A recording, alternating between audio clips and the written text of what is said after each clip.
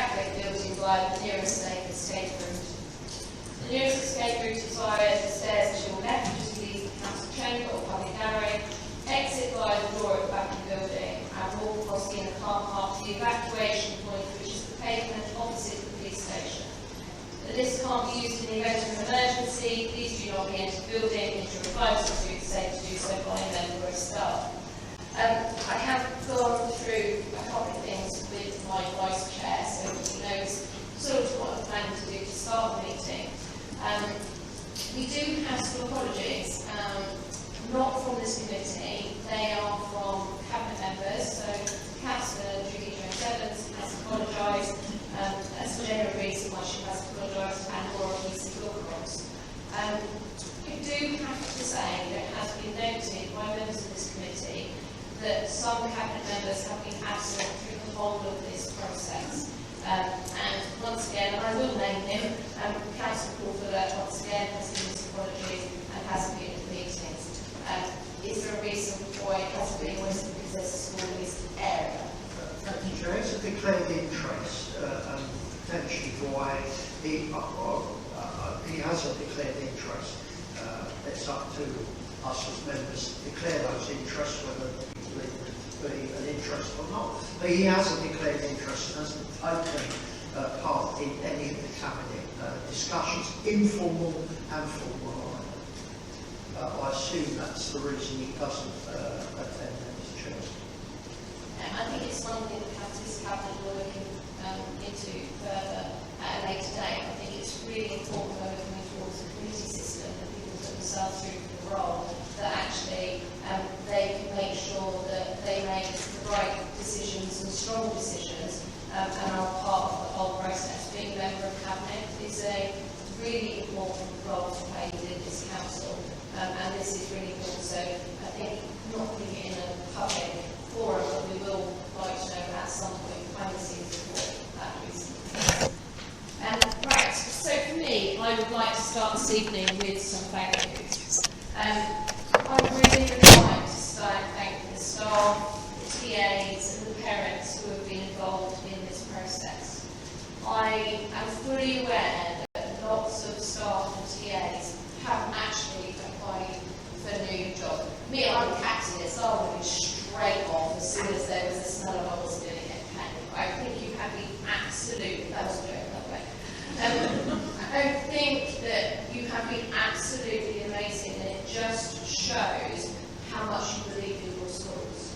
To actually have stood firm under what can only be described as a really incredibly stressful time for all of you. So you should be really proud of yourselves to actually have got to this point. This is the week that decisions will be made. I do hasten to add that this committee is not a decision-making committee. The decision will be made by the Cabinet, but we can make recommendations. As I said, they will be coming from an informed basis.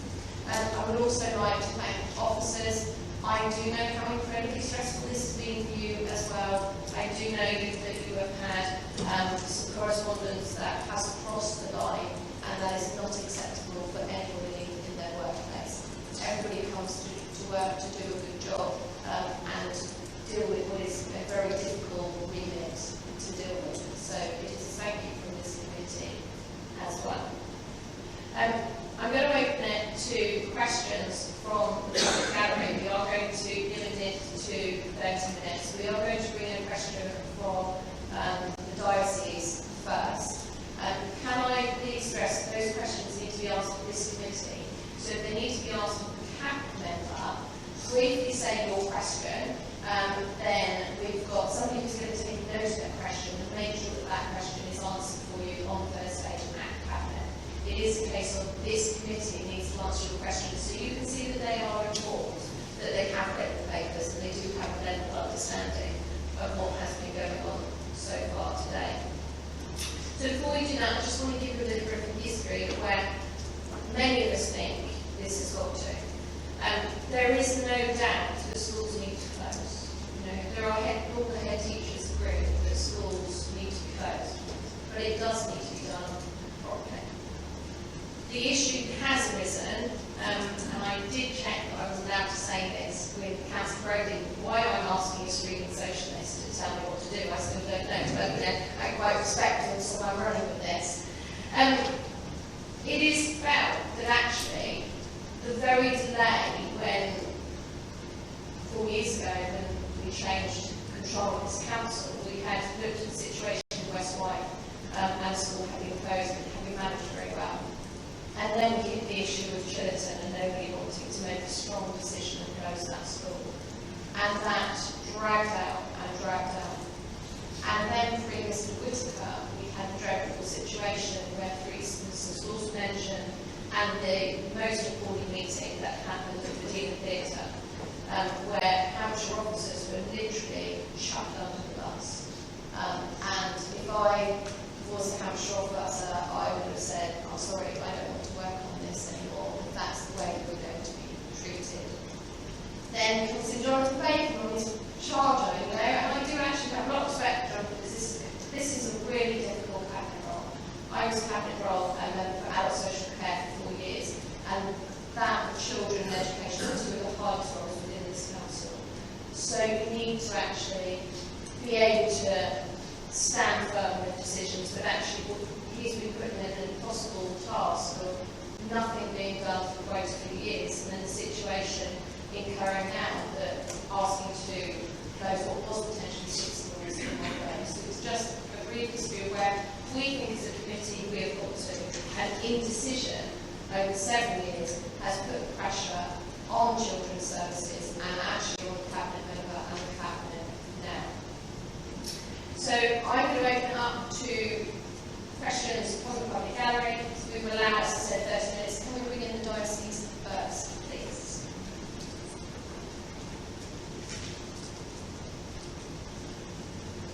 Many thanks, Chair. Can you hear me? Yes. Yes, we can hear you. Yeah, fantastic. Thank you. Yeah, my question is regarding community impact. So, in each of the individual school reports in the pack, it was stated that through local research it's possible that some of these services, I'm referring to those that schools I think have submitted in their responses, to be relocated to alternative school sites. And in the event of the school closing, the LA would work with the school and community to ensure there was not a loss of provision. Given this is a similar phrase in each of the school reports, is this local research documented, published, and available to read?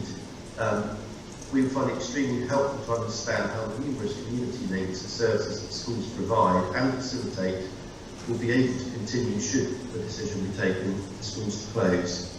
And obviously this is all about the impact on communities in which our schools are highly integrated.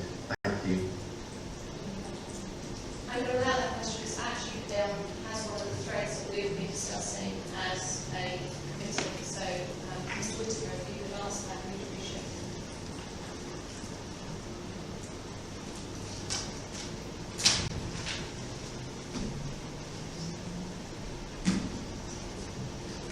Mr. Saunders, thanks very much for your question.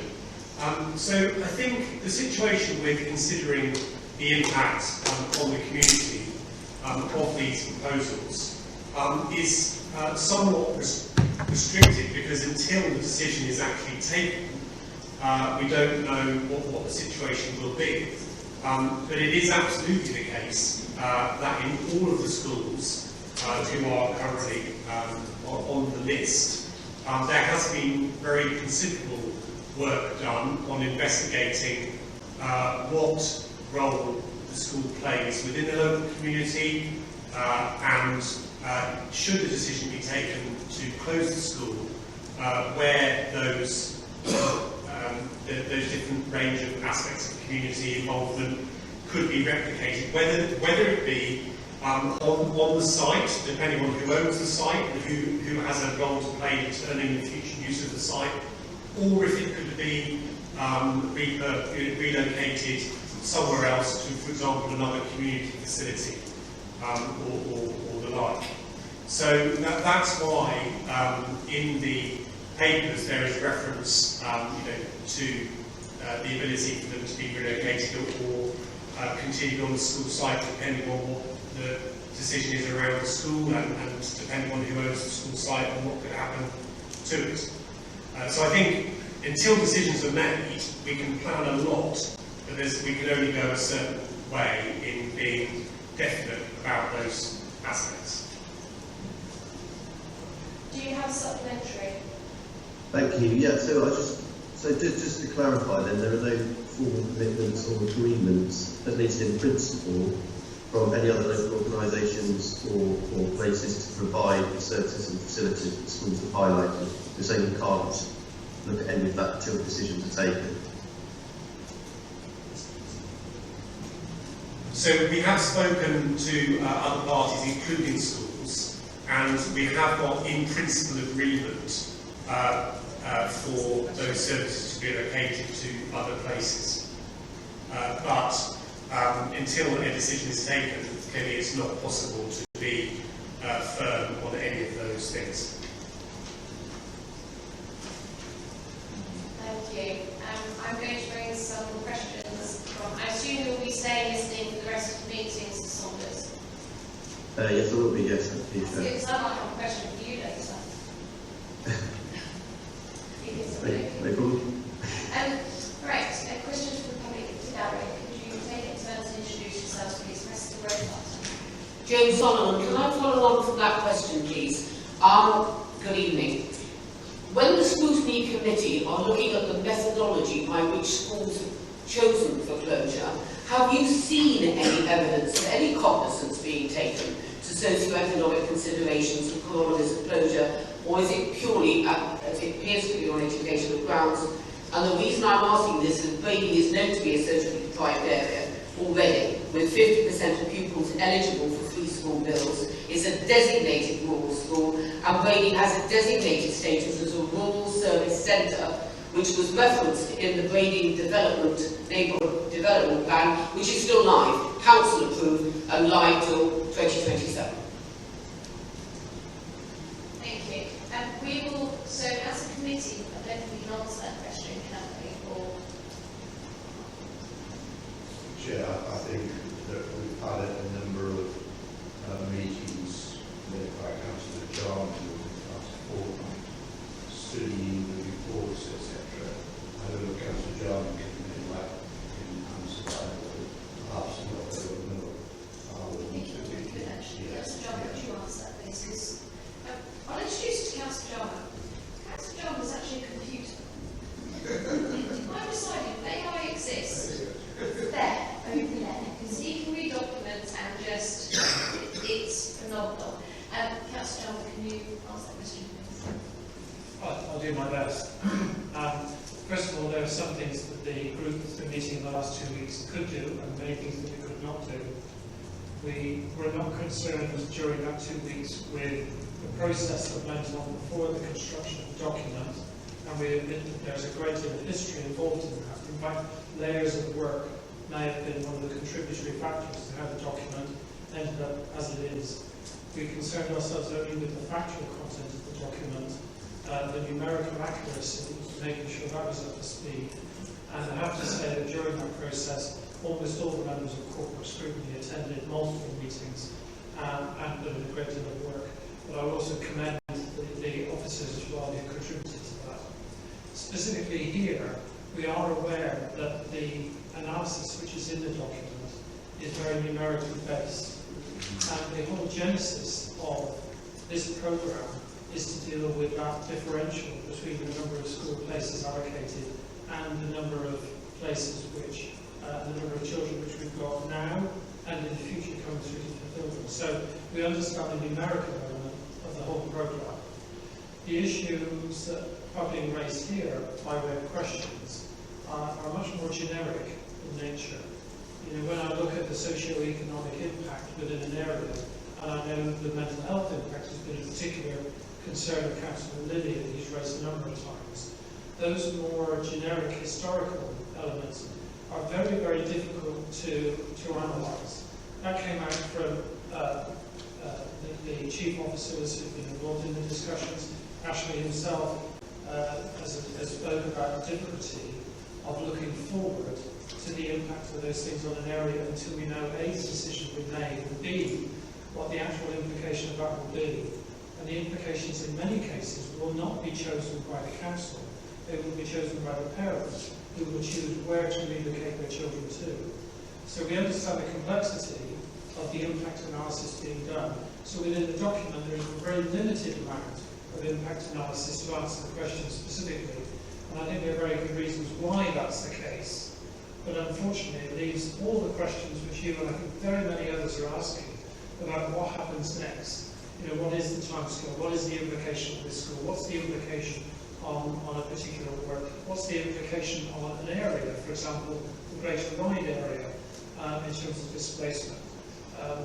All those questions I think will have to come later once we have a better understanding of those parental choices and indeed the decision on Thursday whether any of these schools are closed and indeed which ones. There's a compounding factor between them. Closing one has an implication on others, and closing two has a bigger implication. Closing three have layers of onions that get revealed. So it's not a very useful answer, I'm sure in some ways, but it at least explains the process. I think we also, as a committee then as well, can say that we do have an understanding of the schools. We have taken time to do our research, and actually we do understand that, especially the schools that are in the private area, how much is done outside of the actual, just that envelope of education. And I think it's really important that it is taken into account how much those schools, in those areas, actually give back to the community and are part of the community. We do read the emails that have come to us, and actually the impact that not just parents see will impact the area, but also those who have community projects, etc. in the area. Do we have another question?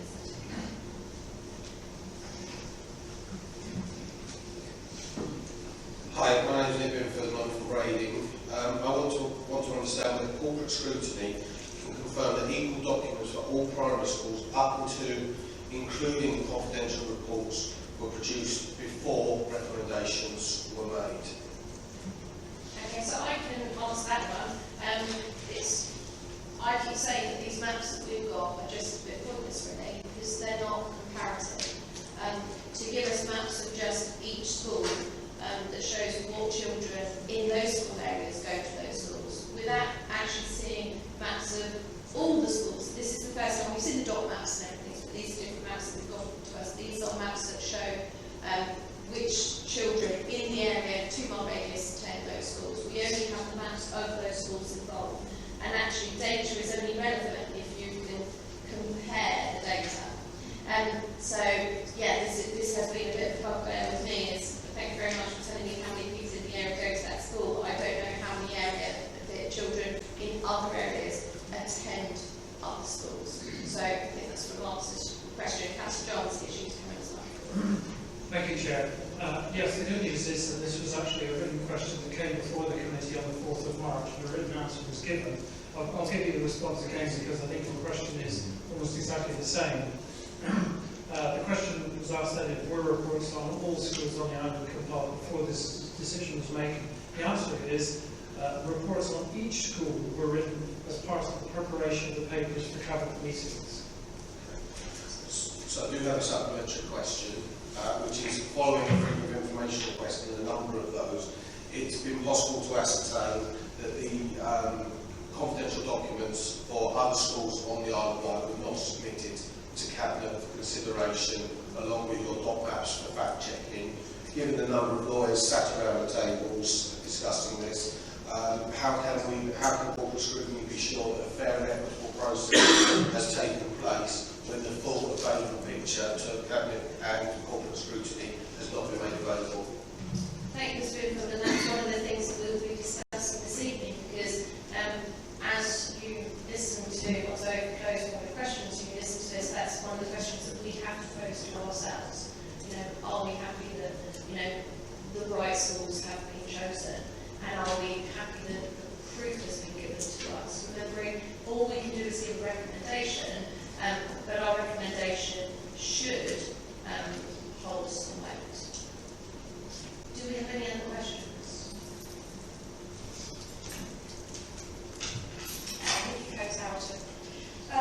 First of all, thank you to the councillors for taking the time to read that huge wad of paper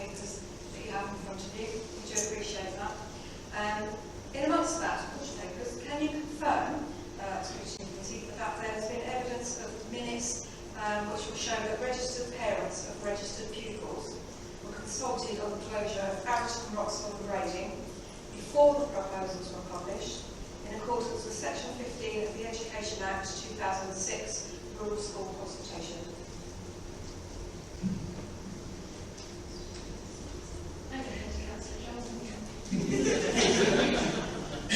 And I think this is one we definitely need to defer directly to Cabinet. It's a question of them. That level of documentation is not something that we've seen ourselves as corporate scrutiny. So basically, we have seen that documentation. Thank you. Can I just ask as well, can you add to that then, have the parish council also be consulted? Thank you. Thank you. Councillor Bailey.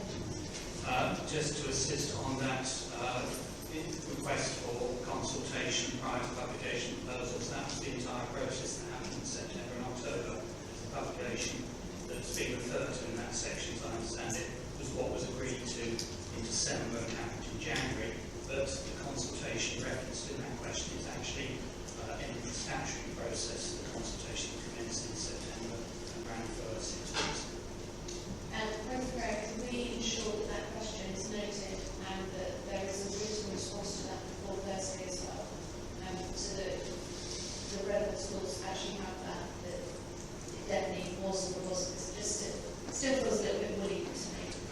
Thank you. Are you happy that we move to committee debating this? Do you have any more questions? Are there one?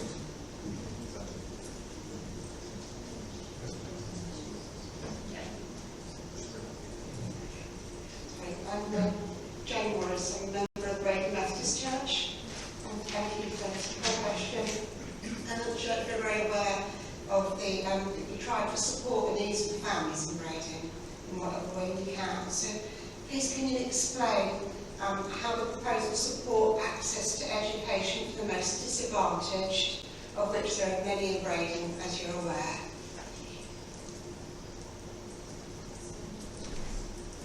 That is the cabinet question. What we will do is make sure that the Chief Executive is making notes of those questions, and then that will definitely be answered for you on Thursday. Is that okay? Can I just ask quickly? Of course you can. Thank you.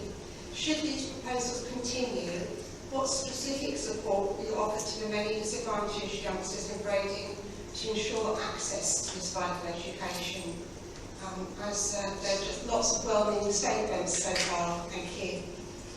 Actually, I think that's quite important that we hear the answer to that. Ms. Whittaker, can you answer that question, please? Thank you very much for the question. So in terms of supporting those particular groups that you're referring to, which you described as disadvantaged or children who have other things going on in their lives where they need additional support.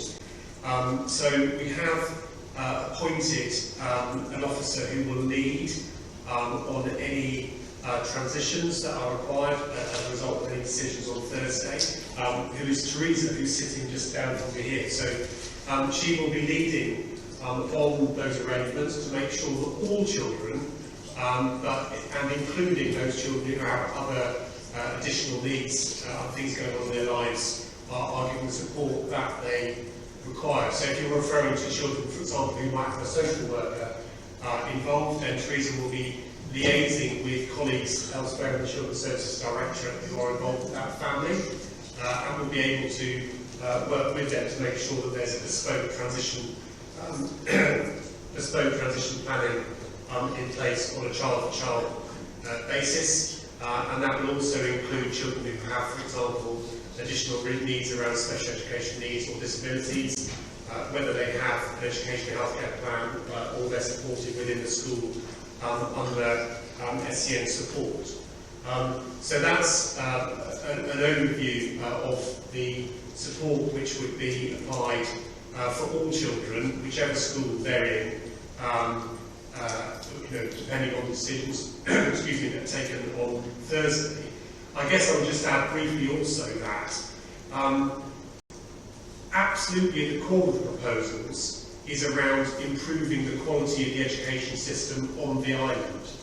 And I think we should also consider the fact that children who have additional things going on in their lives, different additional challenges, additional vulnerabilities, they benefit from having access to a high quality education, a high performing school. And across the island, the proposals, we believe, will result in overall a higher performing education system, which will be absolutely in the best interests, not just of children who have additional things going on in their lives, but actually all children. Thank you. 3 more minutes on questions, so I'm going to allow the next 2 now. Hello, I'm Sarah Butterworth from Oakfield Primary. Just a quick one, either to answer now or later on. I would like to ask whether the Scrutiny Committee can share some examples of evidence how responses in the representation period have resulted in changes to the recommendations made by the proposals. I think that is a cabinet question, so we'll make sure that happens on Thursday. Next question.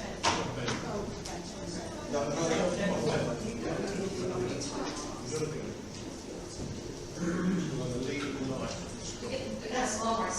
Hello, good evening everybody. Can I just say thank you to all of you as a head of one of the possible named schools. We really do appreciate the fact you've taken this time, and I know you've put a lot of work into it, so thank you all very, very much.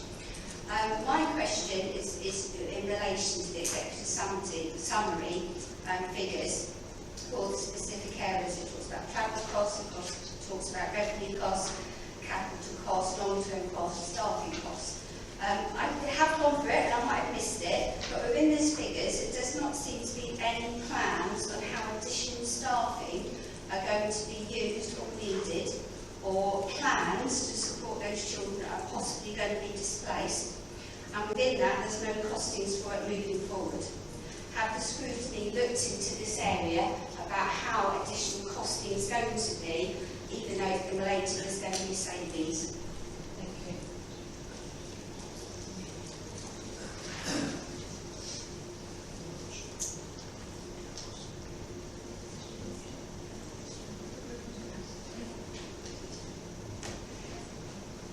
I think we need to move that as a cabinet question, but actually one of the questions we are asking as well this evening. Okay. So some of your questions we've got as questions. Oh, that's fabulous. Thank you very much. On the same wavelength then. I'll go and see that. None of you want to be on the same wavelength as me. Let's just get that out there now. Another question? Hi, good evening. My name is Joan Hughes. I'm a parent representative for Oakfield Primary School. My question is, given the recent news regarding the withdrawal of funding for AIM, the Autism Inclusion Matters Service, and the recently launched ILA multi-agency service hub being in its infancy, I just wondered if the Corporate Scrutiny Committee had information from the strategic planners as to how they propose to deliver on their repeated promises of full support for pupils and families without overwhelming these services to breaking point if the schools were to close. That's actually one of my questions this evening. I'm keeping that one for me. Okay, so it will be asked this evening.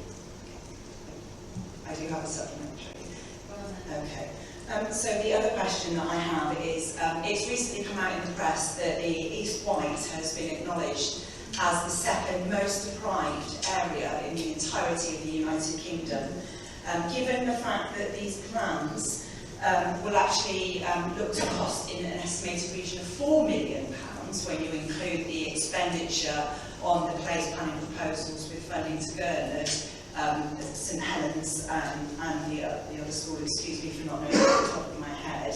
How can we possibly be thinking about going ahead with these proposals? We need investment in East White. We don't need £4 million spent on closing a very needed school and other schools in the area that are very, very needed. We shouldn't be wasting £4 million of taxpayers' money to implement something that is going to adversely affect the second most deprived area in the entirety of the United Kingdom.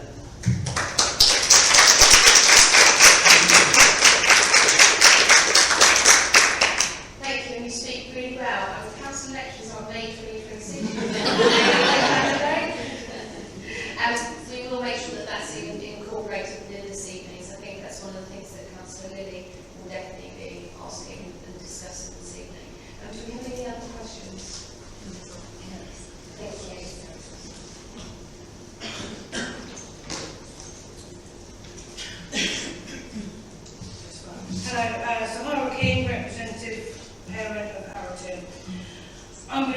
question very simple. When are we going to be started to treat it with some respect? That is my basic question.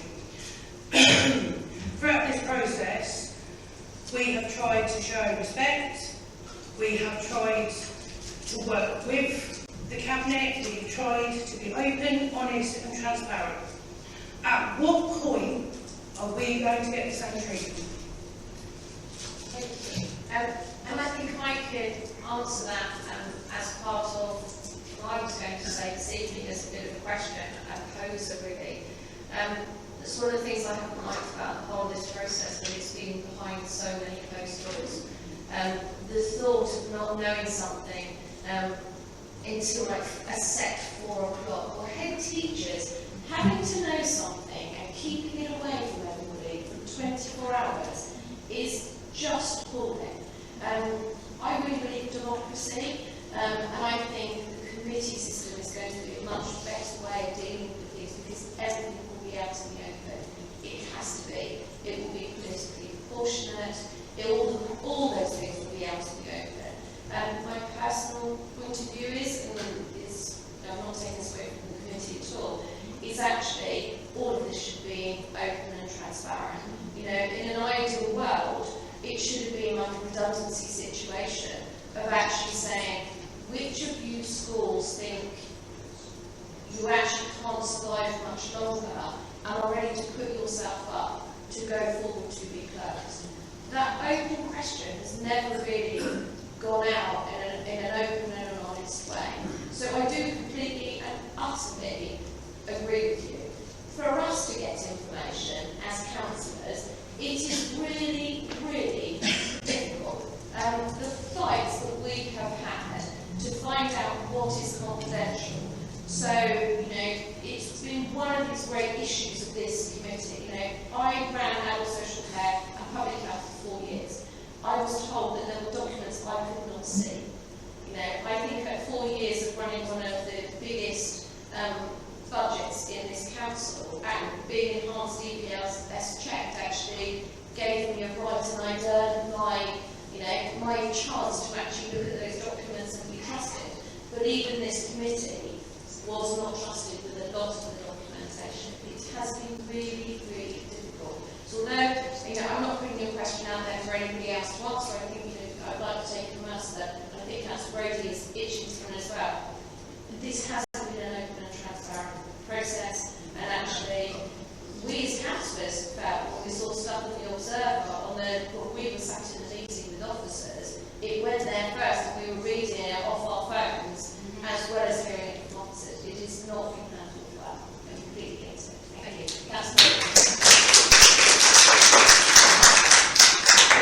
And Chair, if I just come in as well, that the lady asked about being treated with respect. I think with respect to you, the question is more appropriately addressed to the Cabinet on Thursday. I mean, I know from my point of view, you know, I've been pretty well bombarded with emails from parents, staff, etc., governors, community activists from all the schools. And I haven't replied to all of them. I've replied to those that I feel that I can do. My stock answer is I'm not a decision maker in this. That's not for me to be shouldered or anything like that. If I was in a decision-making position, I wouldn't make decisions, and sometimes there would be difficult decisions. You know, I understand that. But you need to ask that question on Thursday. This committee, every member of this committee, has not been involved in the process towards decision-making. Now, that's no criticism of the process in its entirety. I think, in fact, some parts of it have been okay. There's areas that I am not so sure about. But the respect issue, you know, I mean, if that's the way you feel associated with Arrowton School, then you need to address that to the Cabinet member and his colleagues on Thursday. So I hope you will turn for that. Thank you. Thank you very much. I'm going to move forward with the debate now, if that's okay, because lots of your questions will actually be asked by Scrutiny themselves. So I'm going to open the floor up to questions. I'm going to do a list, okay, because I'm a woman of Saturday. I'm swim around my bowl and forgotten who's put their hands up. So, Mr. Cook, who would like to be next after that?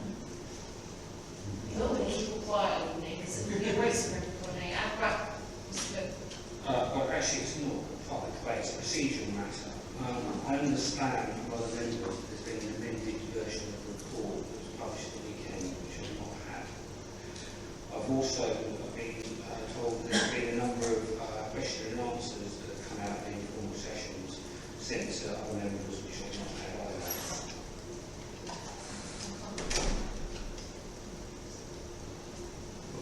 Well, Chair, Mr.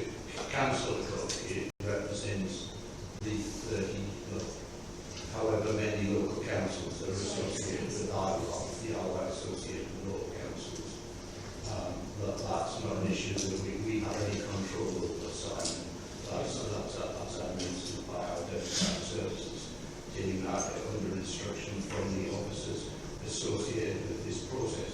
I do have a comment to say that the first I saw of that report was certainly less than the required number of days that you should have for any meeting. And that was the very point that I was making 2 weeks ago. But once again, that report is different to the one that was originally going to go to Cabinet on the 6th of March. But I live with that. But personally, I will live with that. But I do think the time is up. The IWAC representatives know the street as well. Thank you, Chair. I will give you a little heads up on that, Councillor Ace, Councillor Cook. We did have some confusion because lots of us do stuff online, and the amended versions, the amendments were in green. If you don't have it online, basically the amendments were in black and white, so you actually couldn't work out what the amendments were in the first place. So it's all a bit, nothing. Councillor John. Okay, I can assist you. I think it's worth just recapping the last 2 weeks. We've had 4 meetings which have been very well supported by the majority of members of corporate scrutiny. And I think during that process, which has been quite exhaustive on the current document, I started off by saying what we had done, but also what we've not done. So if I were to break down, as I drew out, the 10 phases of this initiative, where we are is we're coming in as steps 8, 9 and 10. 8 is the document, 9 is corporate scrutiny, and 10 is what happens or doesn't happen on Thursday, which is the Cabinet decision. So we are very much at the tail end of this process, and we have a lot of paperwork, but also very limited information about the process before that. If I look specifically at what's happened within that period, we started off scheduling at this meeting the first of those informal sessions. And at that, we started to go through numerical inconsistencies within the document. There were quite a number. Many of them were small rounding errors, some of them were big rounding errors. Some of them we were able to explain by the way the tables have been generated. Some of those tables have been reproduced on every single one of the schools with the same errors within them. In terms of the consultation exercise, we were able to clarify why some of the numbers were different, because in some cases they included online and offline consultation elements, and in other figures only the one. So the detail that we've gone into has been quite exhaustive during that process, quite revealing, but we only were able to get the first 2 sessions done before the deadline was reached to issue papers for the Cabinet meeting this coming Thursday. And so last Wednesday night or Thursday morning, I'll call it an interim version, was issued with those amendments, colour-coded and highlighted, and an addendum of the changes made up to that point. Not all of those changes were identified by us. Some of them were also brought forward by the officers themselves, who had found anomalies within the paperwork. Having hit that deadline, we have then had 2 further meetings identifying more issues. I don't know if officers are planning to reissue a 3rd version of the document tomorrow. I'm looking across the floor here with the more recent changes in it, perhaps extending the green highlighting that we had, or perhaps extending the addendum that we had before. I'm getting some nods, so I suspect they probably are. To Councillor Brodie's point on dates and deadlines, which is a critical one because it's a constitutional issue in many ways as well, there simply was no way having started the process over the last 2 weeks, that we could complete that process and issue the documents in time to meet those deadlines. It simply was not feasible. The volume of material to go through was such that it required those 4 meetings. And I have to say, if we had 8 more meetings, my guess is we would continue to discuss issues related to the paperwork and perhaps get into some of the wider issues about process, which we strenuously try to avoid. So that's the process we followed. I think it's been very rewarding. The people who are engaged in it, very revealing for the information. And only on Friday, we started to get additional information coming in, which are the papers that have been produced ready for the schools forum this coming Thursday morning at 8:30 on Thursday morning, ahead of the Cabinet meeting the same night. Now those papers that we've got hold of, we have circulated to the group, but obviously there has not been much time to scrutinise those papers, again just the weekend. They contain additional facts and figures, which are not in the papers provided in the original Cabinet level, and also not provided separately to corporate scrutiny. So I'm afraid we're unable to deal with that in any detail. We did discuss it briefly on Monday, but only to start that process. The figures are somewhat alarming, large figures, and I think you were there at one of the sessions at the beginning that were decided to look at some of them.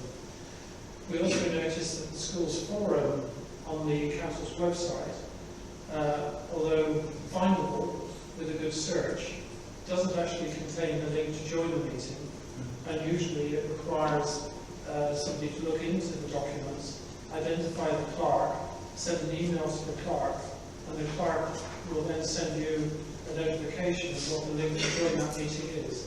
Very unusual, I would suggest, for a meeting which is open to the public, and quite contrary to the normal processes which this council follows on other committees. So that's a very quick summary of the last 2 weeks. We've got to where we are. It's the best we could do in the time available. I think Ashley and Jane and the others have worked very hard, step by step with us, to go through those issues. There have been further Q&A qualifications, which was raised by Simon just now, which were issued today. And I think that really is the guillotine in terms of our time availability to address them. What the outturn is from the schools forum at 8:30 on Thursday, and how that feeds into the Cabinet meeting the same evening, I don't know. Clearly it will be impossible for any of that to feed into this committee, because we're meeting today, not after Thursday morning. Thank you, Chair. Thank you. Councillor In a nutshell, extensively, Councillor John described precisely why the Cabinet and student system doesn't work in local authorities, as far as I'm concerned. It doesn't work, and I'm delighted that it will end in 2 months' time. Sadly, we're still circulating at the moment, and this process is going through the Cabinet system, which I think is a mistake. I think let's try and move this forward, Chair, because I think there's a lot of reflection on the last fortnight. I'll reflect briefly myself. I've been away for a week of that, visiting the North East for the first time in nearly 2 years because of my health problems last year. And my wife's delight, I took the paperwork with me. She can't wait for me to retire. It's supposed to be this May, it's going to be next May. I took it with me, and I continue to revisit the 3,000 pages or whatever, on occasion. Though I would stress that not all the time, because you'll see some football as well. Setting that aside, though, I mean, let's kick off with a question both to the Cabinet member and possibly to Mr. Whitburn and his team as well. I think we all recognise that school closures need to happen on the Isle of Wight. There is a surplus. It's going to get worse. Can you, Councillor Bacon, give me a job, give me the doomsday scenario where we will be if there are no school closures on 31st of August of this year? Thank you.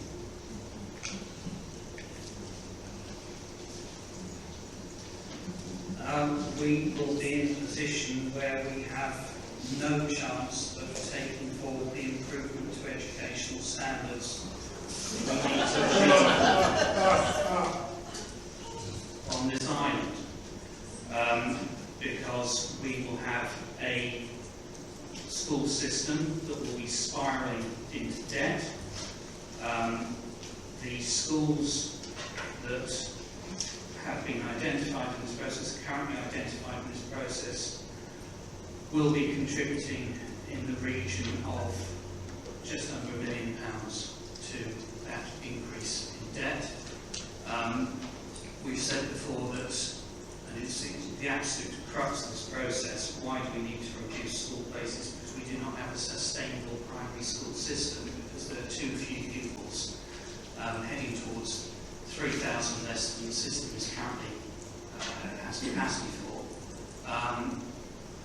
We have a serious oversupply of places, or undersupply of pupils, whichever way you want to put it, where you have a system that is based on per pupil funding, and those pupils that are spread across too many schools. It means not just that individual schools, well, it means that all schools suffer, because the funding is not there. Schools, as is set out in numerous places in the various reports, but I think there's quite a useful summary from head teachers on paragraph 29 of the main report, just sets out some of the, it describes their compromises that schools must adopt if they are to survive. And schools end up talking about day-to-day about financial survival rather than improving educational standards. Schools are not able to do what they're supposed to be there for. That is the situation currently. That is the situation that is going to worsen year by year unless some action is taken. Councillor Bowden, I just need to come in here. So, we understand that schools have to close. We all understand that. But this still feels like playing pin the tail on the donkey. It doesn't feel like, to us, or to me, you know, I'm not the decision maker, you guys will be the decision maker on Thursday. I think it's a very generic reply, because we all understand that. We all understand that. But then I've been in a situation where I was told 2 weeks ago that, you know, at the door here, it would be all my fault, you know, the school's admissions wouldn't happen if we didn't do things the way that we need to do. Well, we didn't. We stuck to our guns, and the school admission process carried on. It is for this committee to be convinced that these are the right schools. You know, we have schools in very deprived areas. We're listening to very generic stuff that's coming back. We're not showing how those holistic things that those schools do, what they give back to the community, are actually going to be catered for. We're in a position where we're looking at what's going on with autism and aims at the moment, and 5 schools now. There isn't a convincing argument coming back to us on what are you going to do with those schools and those children, or how those schools were specifically chosen in the first place. And I think that's the important thing. We all get the schools have to be closed, but we have to be convinced that they are the right schools. And I don't think I'm quite there yet, for sure. And that wasn't a very convincing argument. You were a barrister, weren't you? At one point, I wouldn't agree. If I could come back to that, Chairman, what I fail to understand from your active response, Councillor Bacon, is that this has been a situation that's been hanging around for quite some time. Back in, I think, 2023, your predecessor announced in the most bizarre manner the planned closure of 3 schools, 2 of these, plus Chiltern, which was closed anyway. 3 schools, one of which was Oakfield's neighbour, St Mary's, and there was also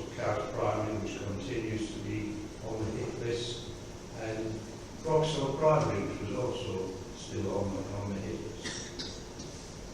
And yet, this administration pulled out of doing it at that point, despite the fact it knew that there was a school places surplus that is still existing now.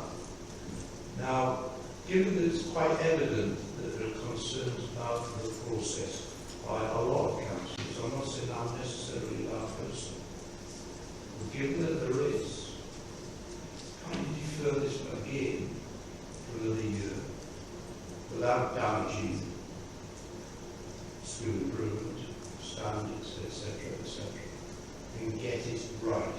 Or are you confident that the process has been entirely handled appropriately and well? Thank you.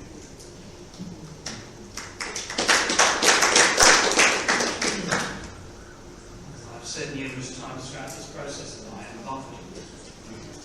I am confident in the process. The process has been examined from many quarters as it has run through over the last year. It's been subject, as we know, to threats of legal action which have not come forward, and has been looked at. Yes, they have.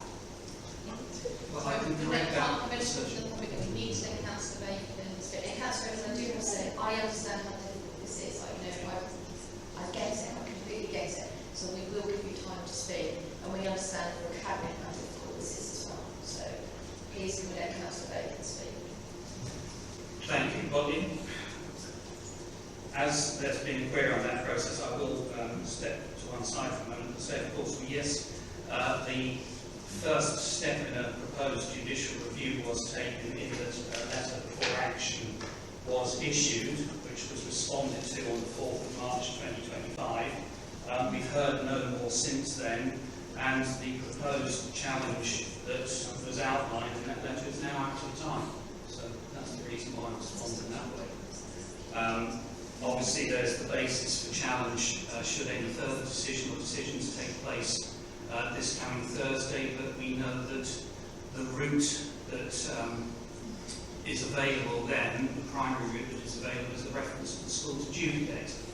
And it's clear that any judicial review, which is what we were talking about before, would not stand because there's an alternative course available. And that's quite clear from the reaction protocol in relation to judicial review. So I very much anticipate that should any decisions be made on Thursday, there will be such referrals to the school's adjudicator. And that is a process that considers both the process and the merits of the proposal. Frankly, I welcome that happening. It can't happen until a decision is made. I think I alluded to this when we last met, in fact.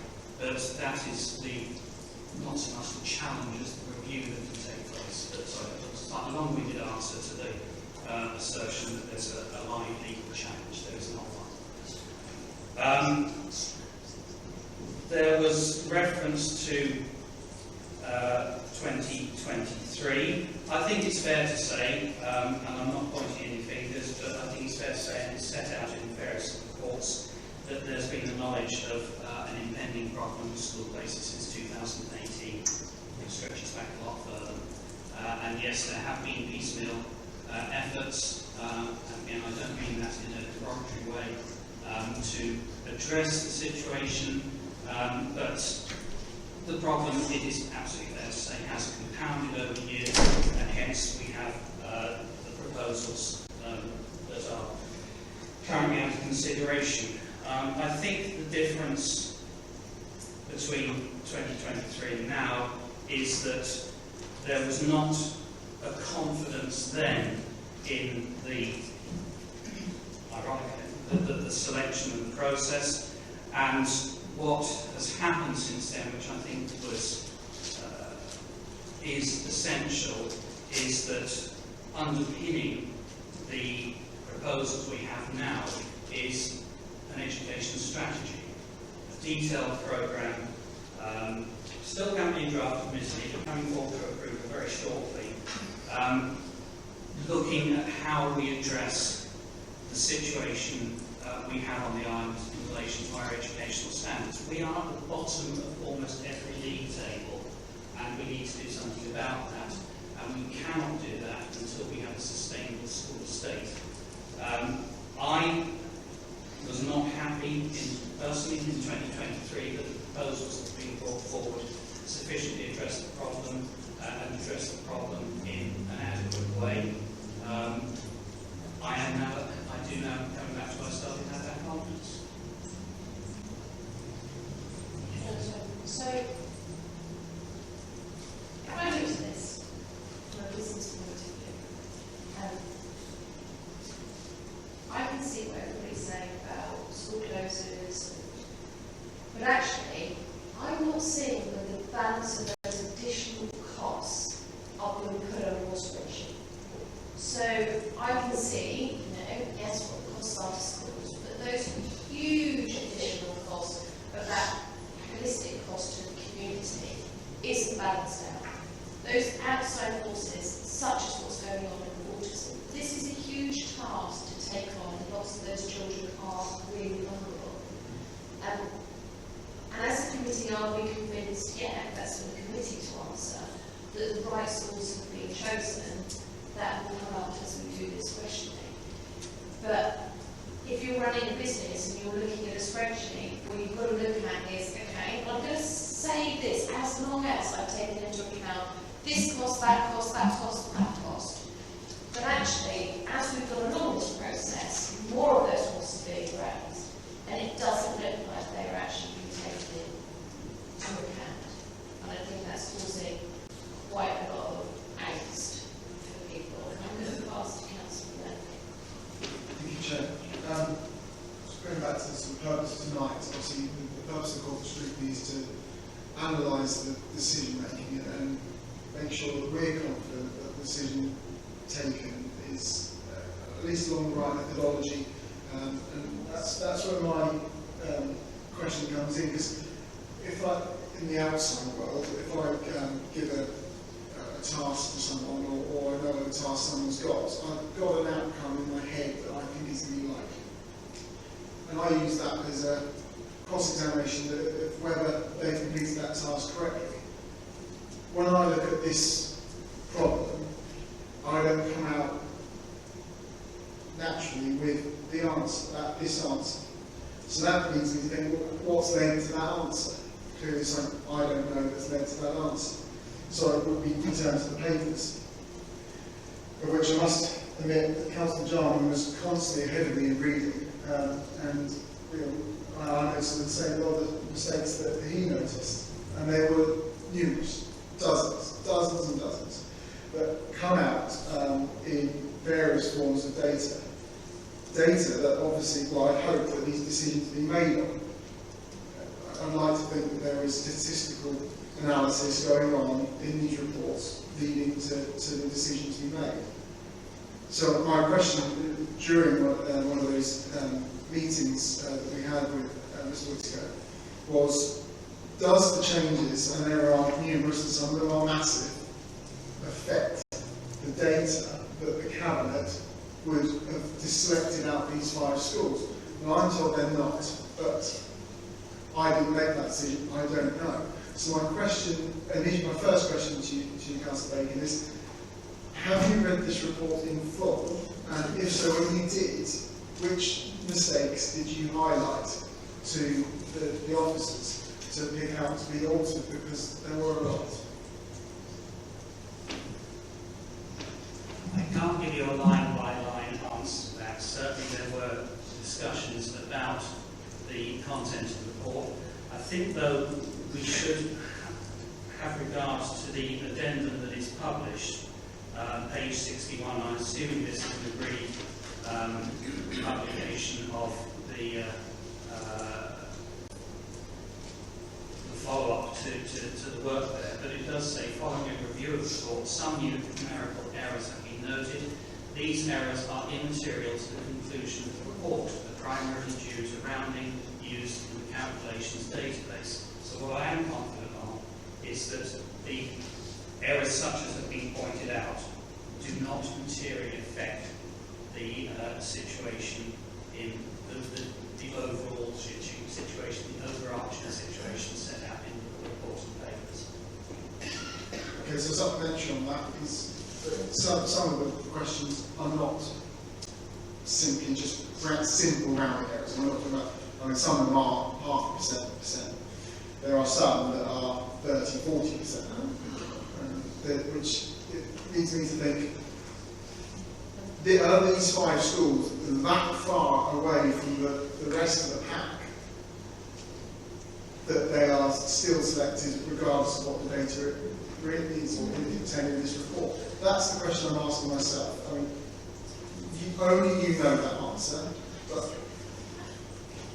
my role as a scrutiny member is to ask the questions that to put to you to say, are you confident? I know you say you're confident in 5 schools, but I would, without seeing everything, the things I've seen don't lead me to be confident that that has been the correct outcome. Can I just add to that?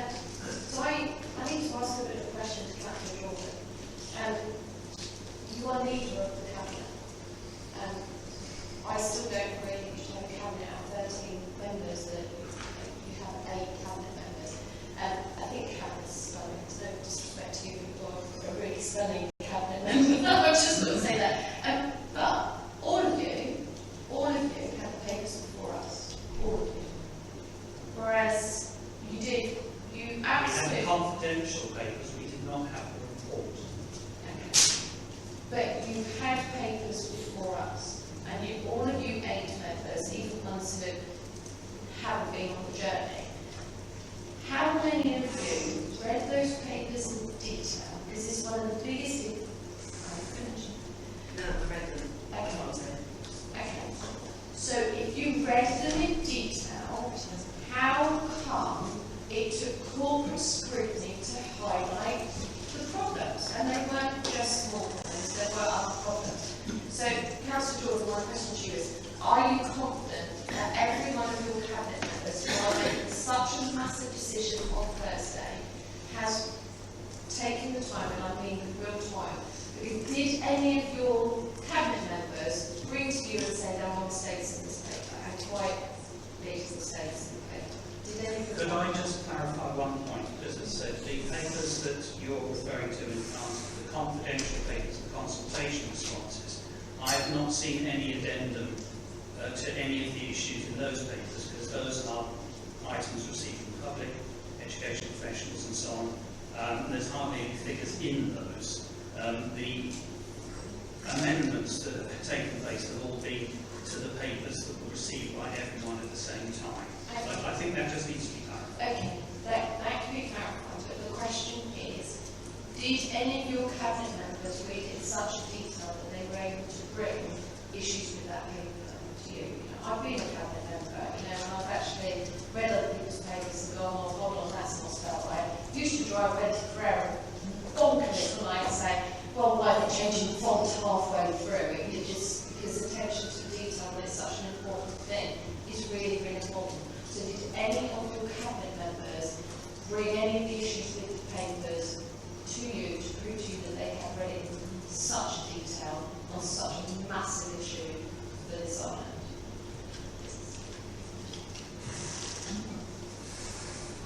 I would assume that the cabinet members will read the papers that they were given, Chair. I would repeat what Councillor Bacon said about the recognition that there may have been some errors, but they were not material to making decisions that we were faced with. But I'm confident cabinet members all read their papers, all understood the problem over a long period of time. It's not just papers, we are also briefed by officers. We have opportunities to ask questions to those officers during the process that we've been through. So I'm pretty confident that all of the cabinet members were aware of this issue that we're faced with. Don't take this personally, because I do actually quite like you. 2 weeks ago, when I was leaving here, I got informed that actually, did I really need to stick by it to get this committee to read these papers in detail? Could I not just read the summary? To me, that's a bit like taking A-level English as just reading the book. Chair, I recall that conversation, and I'm sorry, but what I suggested to you, and I fully accept it, you were walking away from, well, it was me. I fully remember, because I remember your response. I suggested that you read the response to the letter for action, because it provided a useful summary to some of the issues we had before us. I did not, because there is no summary in the report, only the basic executive summary. I offered it as a useful document that you might find interesting to read as a precursor to the full reading that I was more than aware was going to happen. Yes. I think my point still stands that actually the Cabinet didn't bring forward any mistakes in the paper, and it did take this committee to do that, so I think that's that. So I'm going to hand over other questions, please. Councillor Lilly. Well, firstly, can I just sort of say, particularly in light of what's been discussed, I worked for decades in as a scientist, a psychologist, I worked with universities, worked with the NHS and did scientific reports. And you had to have a balance of quantitative and qualitative data. We've got an overbalance in this of quantitative data, but actually not enough analysis of the qualitative data, which has been given by the people involved, you know, huge amounts of the voices.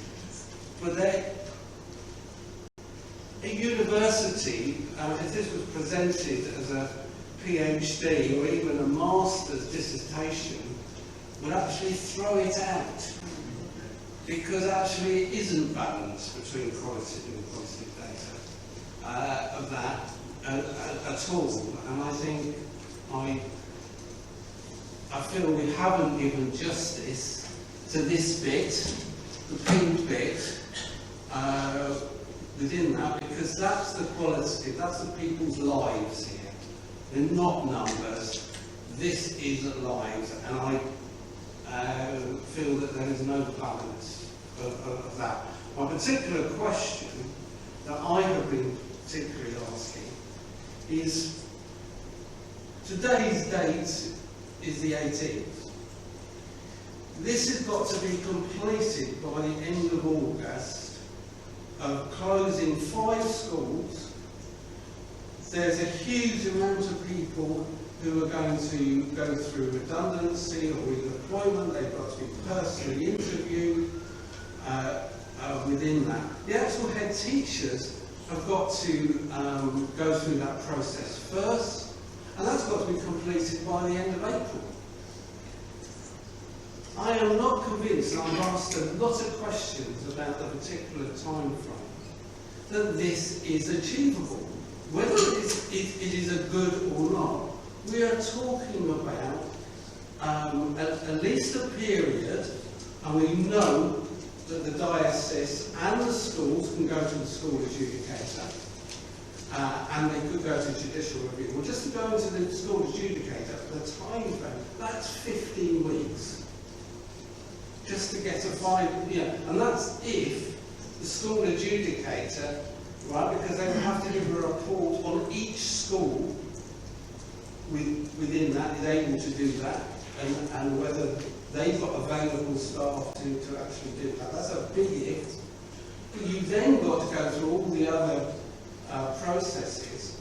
I cannot see at all that this is achievable to get it done by the beginning of the term in the autumn. And I have asked a series of questions on that, and it's, yes, we can.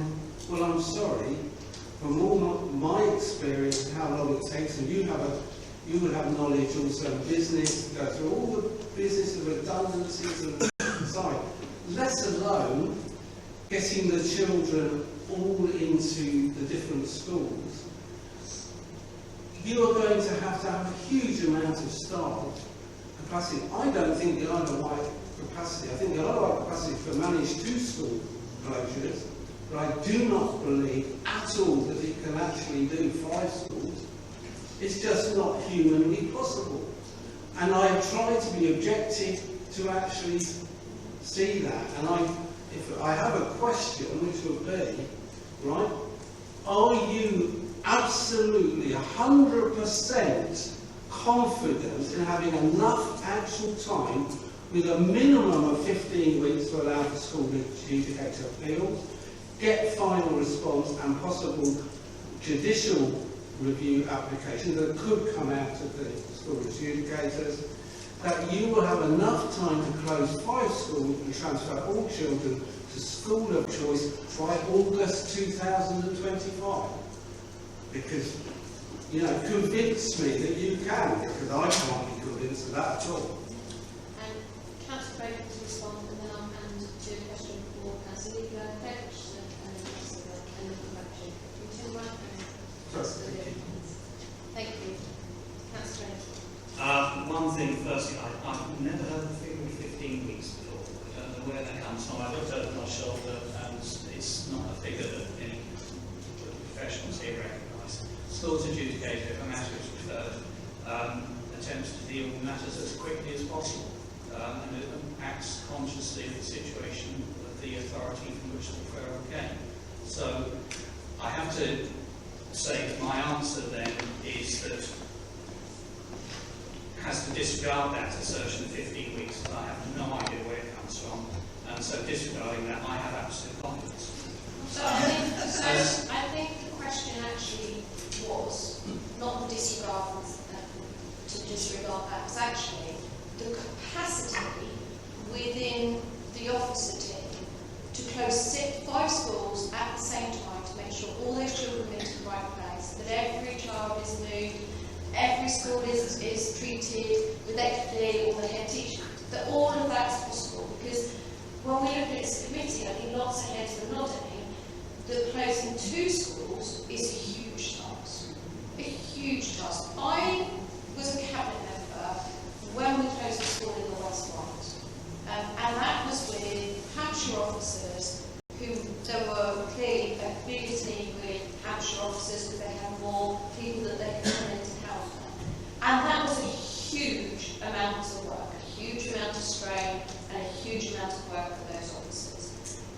The question I think really was, do you have within the education department the team to manage this and manage it well? Because to date, there are corners that have been missed and people don't feel that they have been treated properly. So that's the actual question. Can you generally say that this can be done smoothly, no complaints, because you have the officer team to do that? And that means an officer team that you are not going to bring to their knees, because this council does not sign up. We know the pressure that has been put to the officers so far. I've known some of those officers for a long time, and actually they look like they need to go to the Caribbean and have a damn good break when this is over, not actually then going on to this has happened, let's move on, because we don't sign up to putting officers in a point that they can't do their job anymore, and they go off sick. That was the question, Councillor Wilson. Yes, I do have that confidence. The timetable for this process has been set long ago, and the only change to that timetable, the original timetable was lost was, of course, a general elections call. Then the timetable was rejigged, and from that point, the timetable has been adhered to. The only change to that timetable has been 2 weeks that have happened since the original meeting, this scrutiny panel meeting today.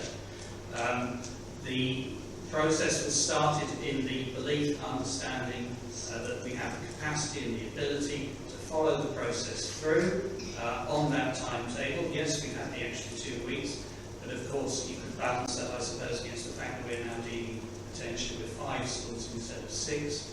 So this is not something that's a question out of the blue. It's something that's been a day-to-day consideration since the process started, and yes, I have that confidence. Let's see what Councillor has the confidence sometimes. Councillor Lever. Thank you, Chair. Not necessarily a question myself, but I'm aware there's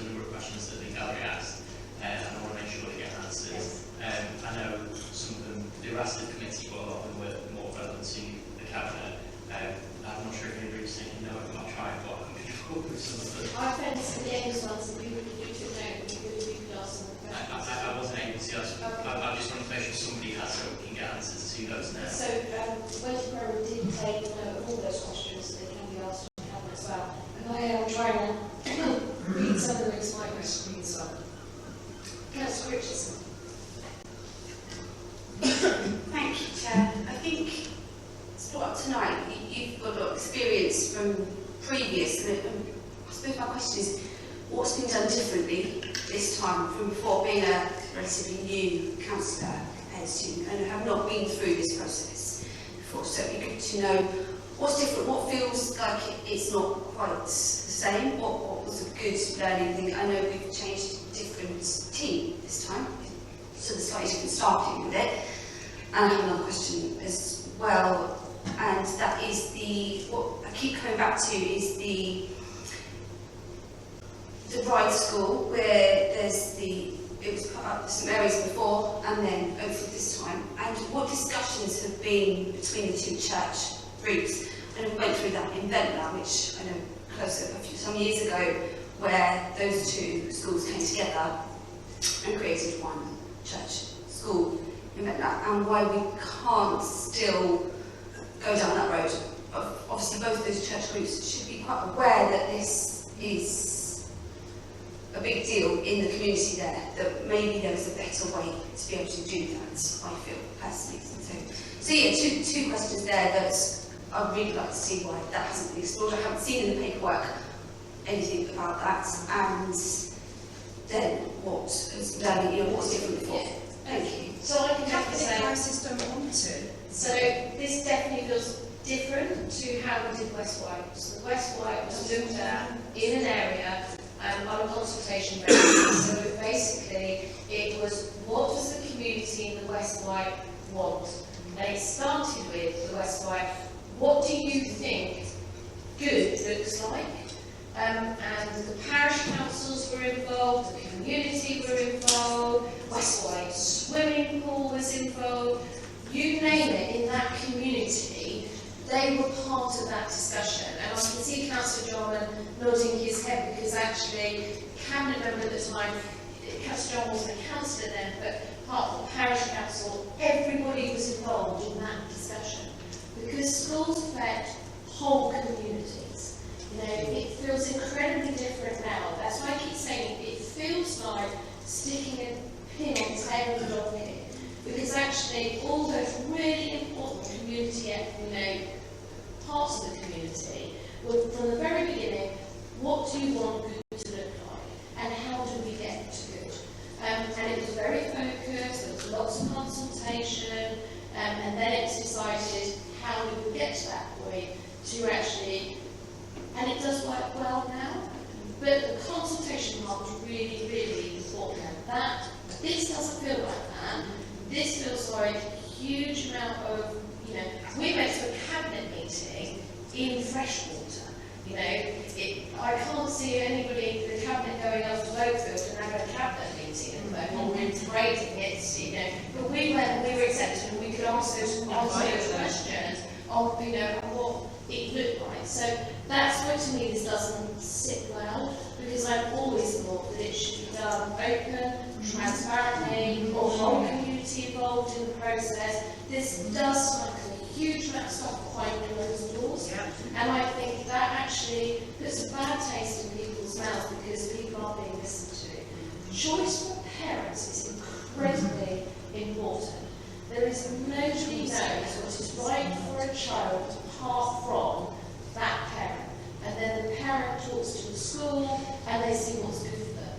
I look at these maps at the moment, and it's actually, if a parent wants to travel to take a child to school, that should be their choice that they do that. Not that actually you live out in the area, so you should go to such and such. Those bigger parts of those conversations haven't been taken on board. So, for example, I give out Arrington for example, lots of the parents that go to Arrington are children who commute and work in Newport, for example. So they use that school because actually that's the best school for them. I know of parents that go there who it's the most convenient for their children to go there because it's on their way to You know, it makes that whole, and that whole family of what makes a good family picture is really important. I could discuss it all evening, and it's not for me to do so, but this feels incredibly different to how we did West White. I think the indecision at the very beginning, that's what's caused a huge amount of these problems. You know, there is no doubt at the schools, but I personally think we should go back to the drawing board. I think it should go to the committee system. I think that the balance of the finances haven't been done to the point that we're not taking into the bigger costs. So, you know, the things that are happening with Italy and also some at the moment, are we ready to take on board 5 schools with lots of children who have quite complex issues? Are we ready to cater for those needs? I'm not convinced.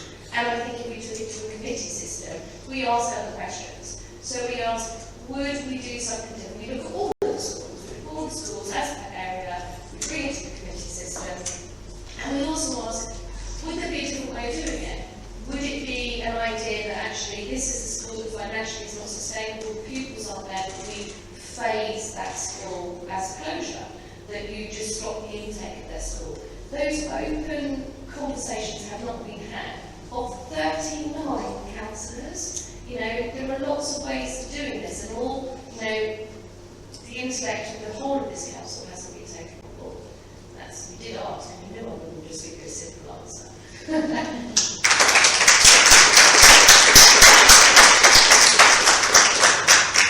Councillor, did you have a supplementary for that? Don't ask me because I talk too much. Can I go to people who haven't asked a question yet? So it's Councillor Drew, Councillor Downer, and then we'll go Councillor Lee, Councillor Lee. Right. Thank you, Chair.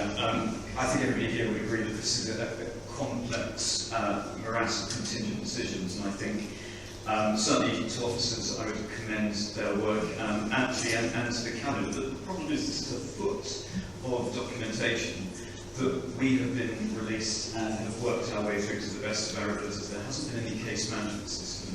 There hasn't really been any effective way of getting this out to the public such that they can properly scrutinise. I wouldn't even say necessarily that everyone in the council has been able to do that. I would say that I do not understand at least 20% of this. There is a concept in law with regards to disclosure and the reasonableness and a concept of abuse of process. And I think that if this were being submitted as a legal case, it would be thrown out as an abusive process simply because of the inability of councillors to work our way through all of this information. So I would say, without blaming anyone, because I think this is an incredibly complicated process, we should be going back to the drawing board and we should be looking at ways of properly case managing and project managing this. I think the Cabinet have done very well, but I think ultimately, if every member of the Cabinet, who are the decision makers, were being asked to justify their decisions and were being, as it were, cross-examined on that, I think they would struggle, and that's no criticism of them, it's just simply how many contingencies are related to closure of 5 schools. So I suppose my question is, has there been any thought with regards to actually the disclosure of this information and how it is promulgated to councillors and the public, and what lessons can be learned, or what is accepted that has gone wrong in this?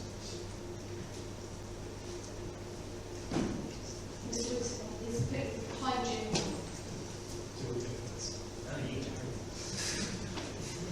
Thank you, Councillor, for the question. If I may respond to that, but also to the previous point, because I do think that they're linked. And the differences between what happened in West White, I obviously wasn't around, but I know many of you were, including Jane, who worked closely on it. And I just want to talk about there's been quite a lot of talk about the criteria, and to link that to the point about the issues with the data that have been raised and about how they were material. So there's a few things, if I may just respond to the various things that have cropped up. So the criteria came about because there was quite a lot of engagement with communities across the whole island back in April and May. And that followed on from having, prior to that, met with school governors and met with members to kind of launch this new process of looking at the challenge that the island faces.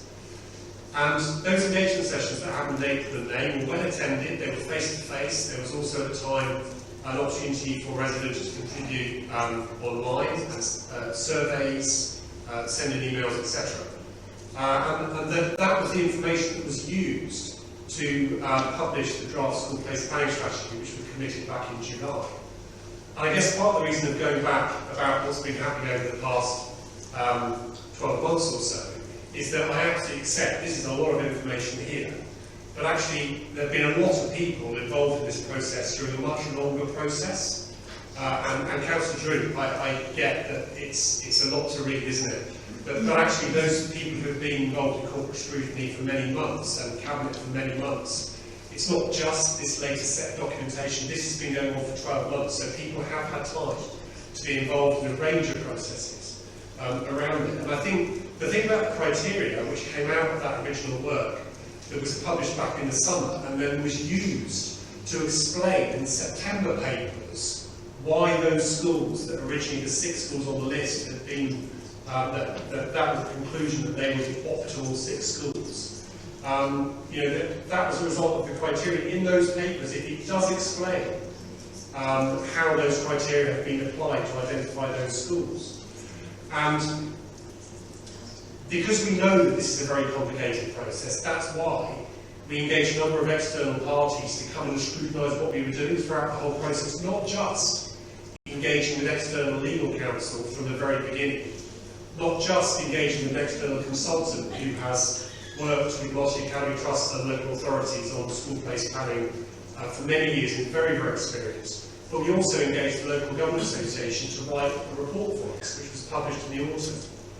And that report says that they felt that the process, the criteria were completely appropriate, and actually that the methodology that was being used could actually be used as a blueprint by other local authorities who themselves are gearing up for this process. So that's why we've engaged with these external people. And Councillor Bacon referred to the response to the pre-action letter, which actually I think is quite a good summary of the Council's position on this, because we do think that the process has been fit for purpose, that it does meet statutory duties, and it is legal. Now, we're well aware that not everyone agrees with that, and the speaker in the gallery who clearly don't agree with that. But the Council has a difficult process to work its way through. We do feel that it's been well informed, well scrutinised within the Council mechanism, but also by external parties as well. The point about the data, I think that we really welcomed the scrutiny over the past 2 weeks from this committee. As we said in the addendum, we don't feel that the issues that we've identified are material. But actually, part of the decision making is to balance all those different criteria.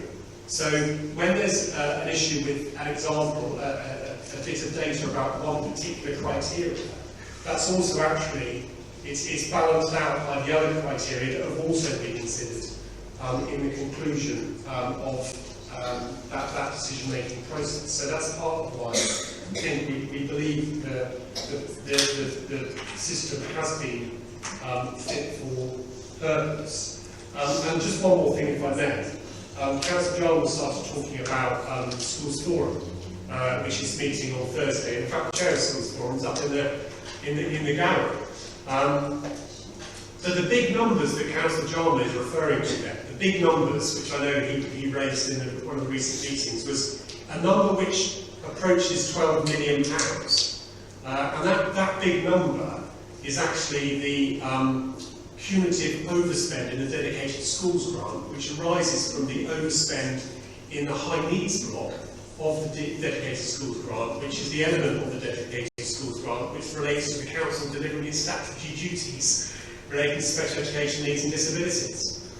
And a lot of these issues are linked, because the reason that we have so many children who require an education and healthcare plan for their needs to be met, and the reason that the cost of meeting our statutory duties is because many of those children are not able to have their needs met in mainstream schools.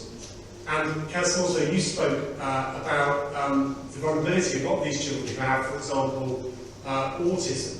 The fact is that the Isle of Wight has the highest proportion of education and healthcare plans as a proportion of child cohort in the whole country. There is a very strong correlation between the quality of education in mainstream provision and the escalation in the needs of children who have special educational needs. Within school budgets, and Councillor Jarman might pick this up when he's looking at school forum papers in more detail and in meeting with him again on this. All schools have a line in their budget called notional SEN. That budget, which all schools have, which cumulatively for all island schools adds up to about £17.5 million, is specifically for the reason of schools to be able to meet their duties that they have under the SEN Code of Practice to support children with special educational needs and disabilities.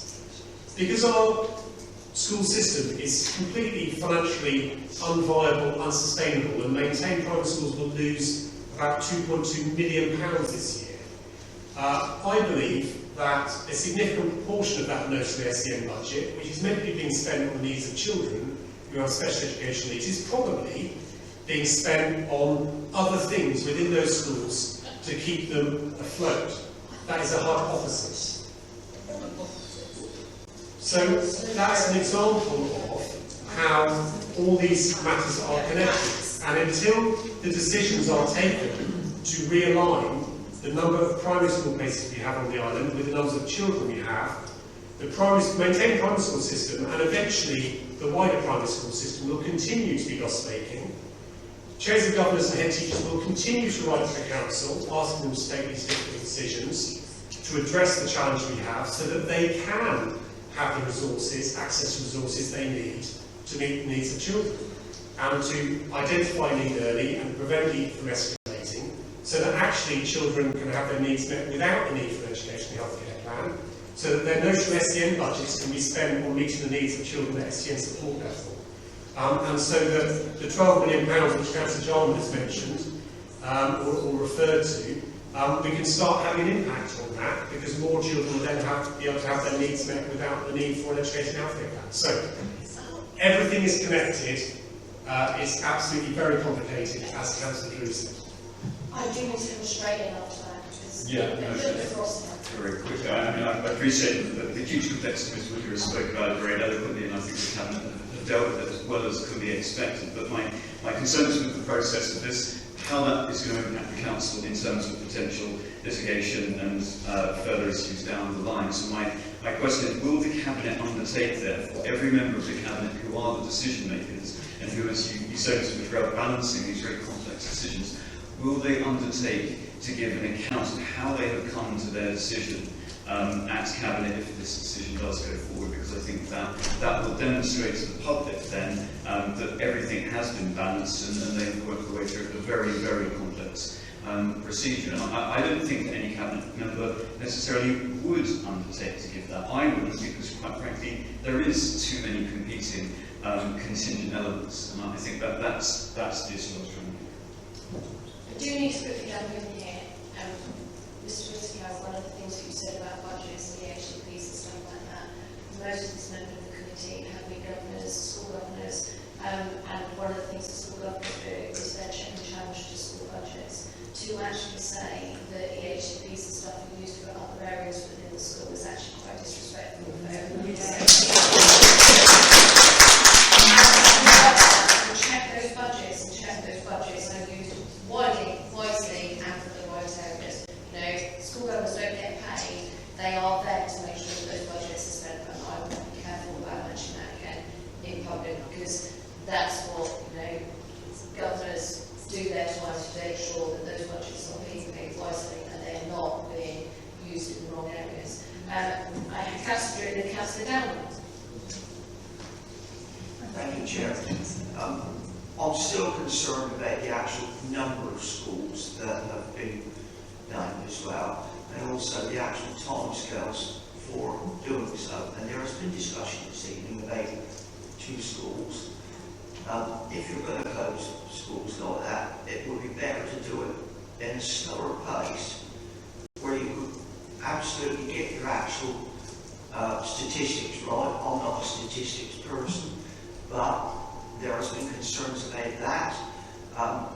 You've got a small team there. It puts a lot of pressure on those teams to deliver, but to deliver in a more holistic way, should I say, because what this country seems to be gone to now, care more about money than people. That's what I think anyway. That's my personal view. It's no slight on anybody. But what I would like to ask one question, the per pupil funding, what would be the difference if government funded schools properly and not per pupil funding? Thank you, Chair. Well, yeah, I completely agree, and I can say this as being a Conservative. There are things that have not been, I think MPs get elected and then they get worried about the really tricky conversations. So the tricky conversations are school funding, and the other tricky conversations are funding about social care. And I don't see anything coming out of any of the political parties that actually don't just kick those issues into the long grass until they are actually funded properly. Both the education and adult social care, councils will be absolutely crippled. When you look at the budgets at the moment of what's going on with schools, it is not even comparable to what is going on with adult social care and the money that's hemorrhaging there at the moment.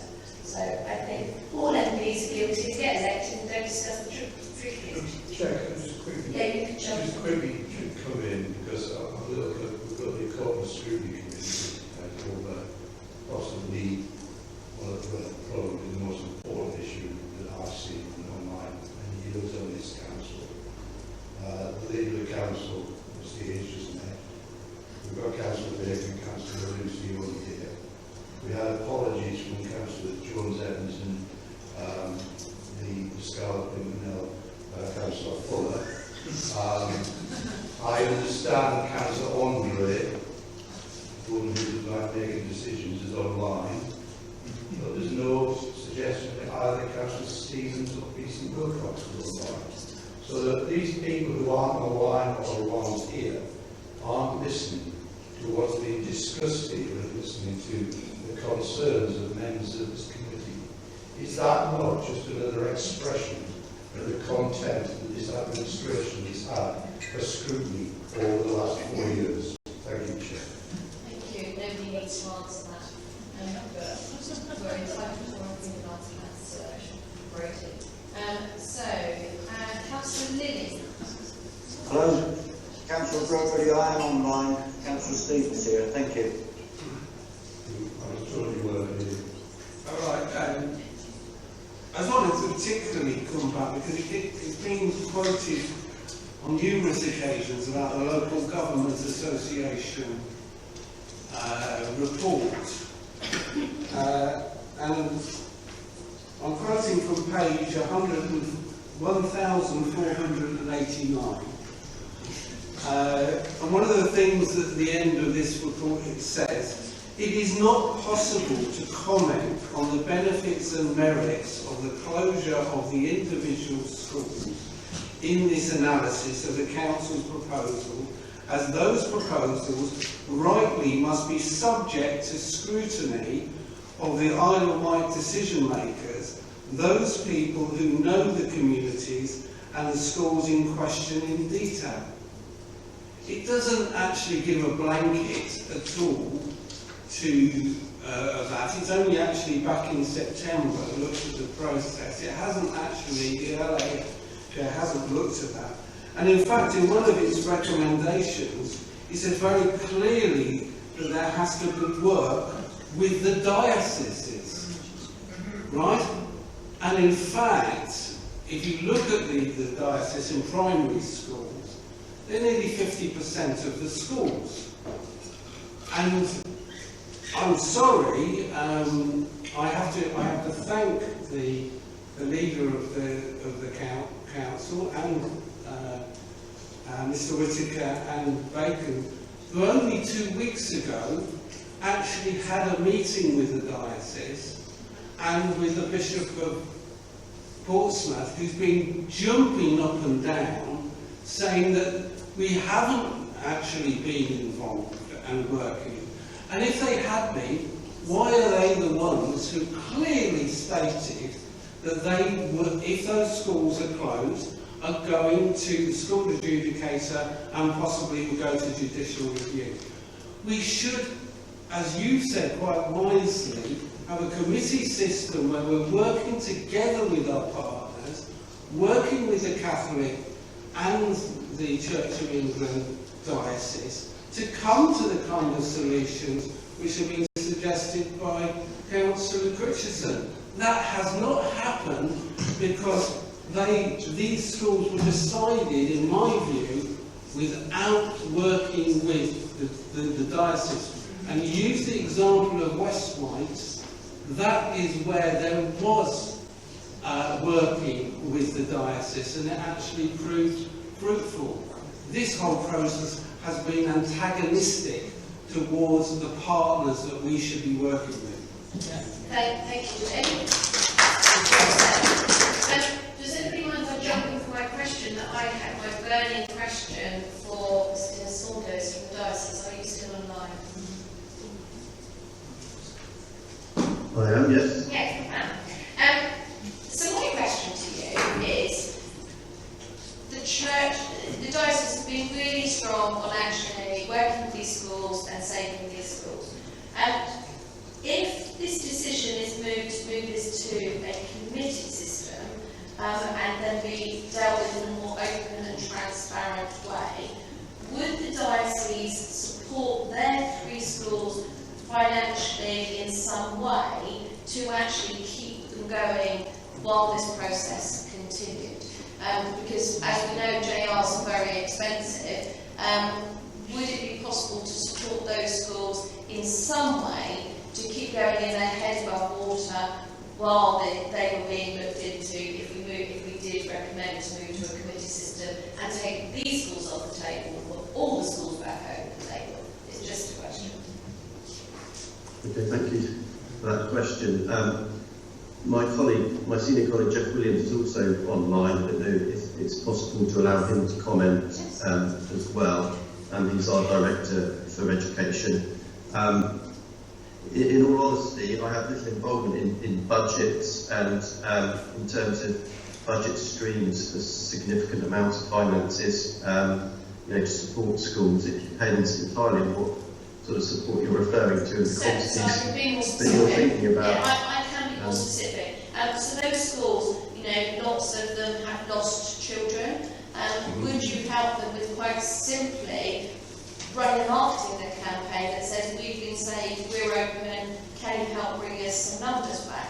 That's the sort of thing that the diocese is, could actually help with to actually bring those numbers back into those schools. So I'll make it that I don't expect you to chuck millions of pounds in, but would you be prepared, if we did manage to get this deferred, to support those schools to get the numbers back in? Because bums on seats are really important. Absolutely, we'd be prepared to all sorts of different ways in which we could support schools in that regard.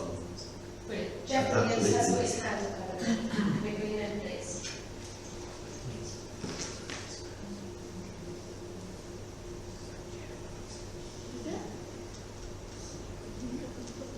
He's got the power. He's got the power to let something. He's not in. We'll wait and see. Who gave himself? It does look quite funny because Mr. Williams, you're currently in the same room as Councillor Andre. I don't know what's happened there, it's a default on Teams. So thank you for inviting me to speak. Thank you to Rob for clarifying your question. 3 comments from me and then I'll answer your direct question. I think it was disingenuous, frankly, of Councillor Bacon earlier to use the word threat with regard to the legal action that we've discussed with you. Clearly, you'll have time after this meeting to look at the definition of the word threat, but I pointed out to him in our meeting last week that we've been told that we've been bluffing, which we are not, with regard to legal action that we are considering, and for his use of the word threat tonight is insulting to me, as I'm leading on this, and insulting to all those present. threat is a hugely emotive and charged word. This is not a threat, this is a factual, legal case that we are discussing with our lawyers. So my first point is, I wonder whether Councillor Bacon might retract the word threat, because it is not a threat, it's a factual position that we've taken. Secondly, just a mention to the leader of the council, who I think has left the meeting now. For me, it's really sad that not just the education system on the Isle of Wight, but the entire judicial and, in fact, political process, the council, are being called into disrepute by our head teachers, by our parents, by our communities. We have the opportunity here for the Isle of Wight Council to be seen as doing politics at its best, or at its worst, frankly. This is a personal position.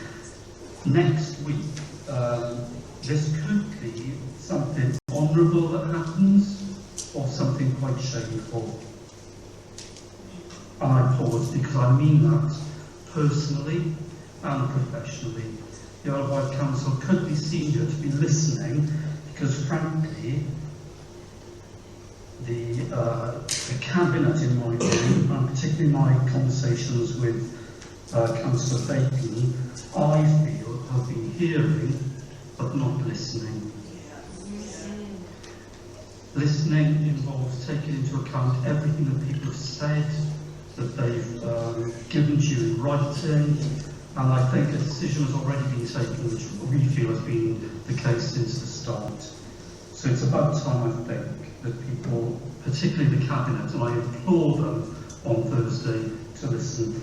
Councillor Bacon said that we threatened the election, and that threat has not come forward, and that he hasn't heard anything since. But he did hear from us last week when he met with us in person. We are not bluffing, we are not threatening.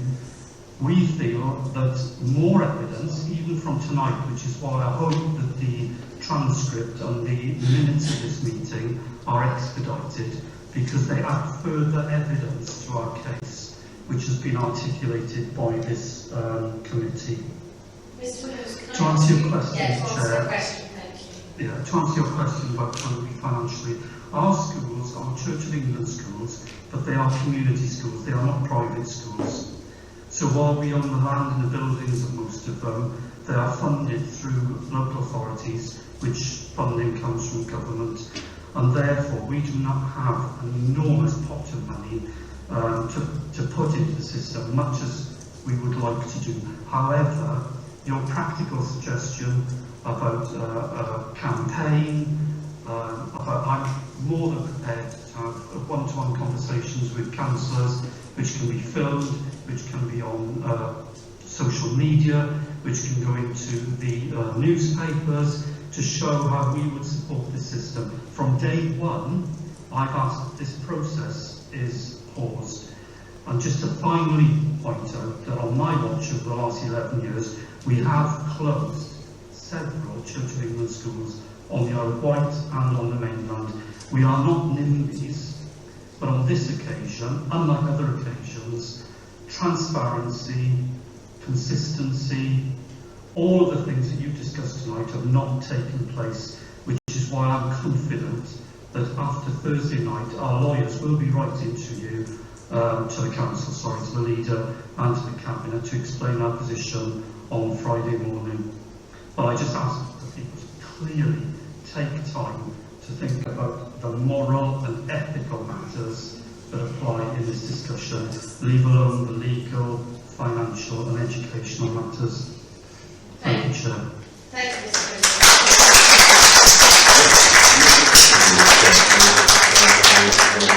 Please. I'm going to have to bring back to the committee now, Mr. Saunders. So, Councillor Lever. Thank you, Chair. I think three things for me. Firstly, I'd just like to echo Councillor Down's point before about funding. I mean, that's the core reason why we're in this nightmare at the moment, is that the funding model isn't robust enough to handle fluctuations in population. That's essentially why we're here. The reason, sort of summarising what I've heard in this meeting and previous meetings is, I think the arguments I've heard about why this process needs to go ahead, I don't necessarily disagree with it. They're largely around why schools need to close, and I think the issue is, as we all mentioned, I think most of us understand that and agree with that process. I think I agree with what you yourself, Chair, was sort of alluding to at the beginning is being convinced about the schools that have been selected. I think in hindsight, the scoring that's been applied, I'd like to understand how it's been, if it's been applied consistently to all schools, and also being able to see how those other schools compare to the schools that have been selected. I'm not necessarily suggesting that that should be something that's made public, because I think it could just do more damage than good in that respect, certainly for scrutiny members to see that might help make that decision, at least for myself.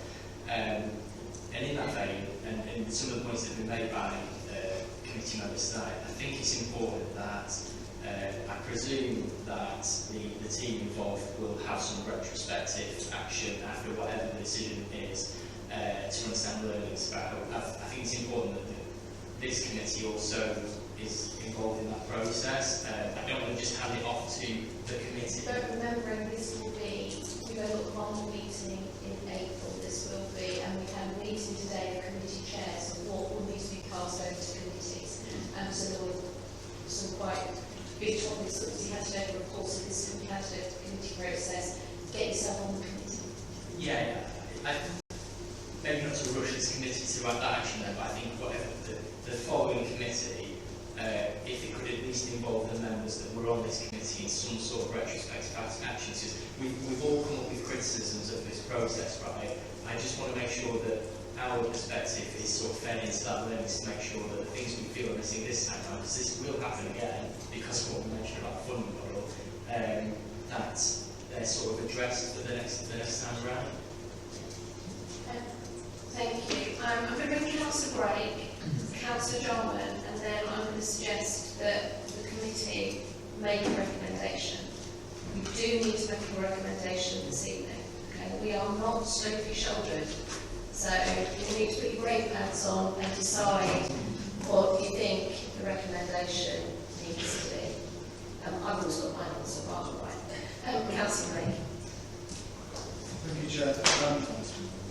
I think this report with the errors in is sort of symptomatic of what a lot of the councillors on this committee have shared tonight, that this is an awful amount of work. One school was an awful amount of work. 6 is almost unthinkable in terms of what physically has to happen. And this report, just compiling this report, has had, the original one, has copy and paste errors. In the Roxall section there was, should God still close? Things like that. It's just to compile that report would be a year's worth of work, and it's not the only report.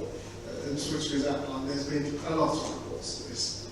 And there's been a lot of questions there to deal with.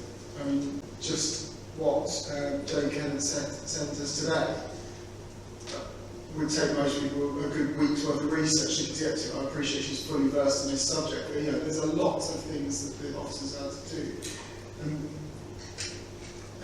this report to me, I say it's symptomatic of a lot of things that have come up, and without wanting to go to a large on the ground, I have concerns that other options haven't been explored adequately, like you said about closing reception and moving one up to 3. I'm still not sure what's singled out these schools. You said that without seeing all the schools and their data and everything around it, I don't think, and of course, you know, not all schools are actually included in this because academies and stuff have been taken out, which I don't agree with. So I think, I mean, in terms of compiling a recommendation, I'm still not convinced that we've got all the evidence that this decision has been made correctly. It may have been, but I cannot say here that this paperwork in front of me, the thousands and thousands of Arthur Tree, says the details that give me the confidence in the items being correctly answered. Councillor John. I think we need to bear in mind that there are implications whether this goes forward or doesn't go forward. All of them are large implications, and it's a difficult decision to make. But I have a question. The question really is to the Cabinet member, at least.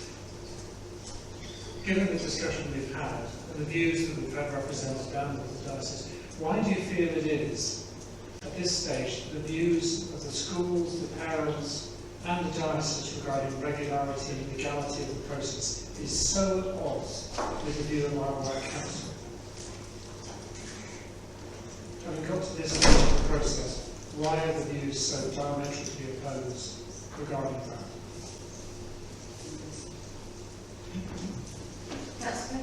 Because while I think you will, as I think we have in this room, although I'm not sure, have agreement that there's a problem with the system and something needs to be done about it, as soon as unfortunately is required by what needs to be done, you name an individual school, then you will not get an understanding that accords with that wider understanding.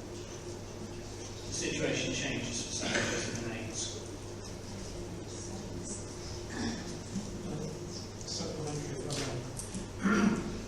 So is that not the nature of consultation and engagement with the local community? That's what happened in the West White, and there have been multiple references to the West White this evening. And although I know for Councillor Brady that was a very traumatic experience to go through with one school, and indeed to the opposite, some of them are present on the other side of the floor this evening. At the end of the day, it was an exercise that the local community bought into. There were compromises made, there was engagement held, and on that one school, through that unification process, through that building up of understanding, a solution was arrived at and implemented that the community bought into. And many of those issues that we've cited in the answers to my first question were eventually overcome. Now, I think there is a route to overcome problems, and it is through that consultation engagement process. So, again, the question comes back to, if that process had been followed, would we not now be in a situation where there was more unanimity between the parents, the schools and the diocese and the Isle Council? Or is there something within that process which could have been dealt with better to have made that so? Thank you. Councillor Jones, I think there is one thing that everybody can say in life, that is part of human nature, that people don't want to be done to, do they? That's the worst position to be in, feeling that you're being pushed into a thing without actually being saying, what would you want? You know, what do you think would be best? And I think that hasn't happened in this case. Councillor Brody. Thank you, Chair. And I think we need to start trying to move forward here. I mean, I've got no particular further questions. That's what I need to ask at the start. Listen carefully to what's been said. And so I'm going to make some commentary, if you don't mind, and try to shape the way forward here.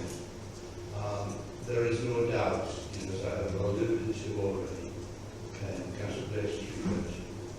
If you have the reports printed off, about how many trees we take, and probably about a quarter of the Amazon forest, it's been daunting as an elected member. I'm reasonably well educated, I get them here these days to absorb information, and it's been a massive process. And just compiling all of that by the officers has been an absolute nightmare, and I applaud them for what they've done there.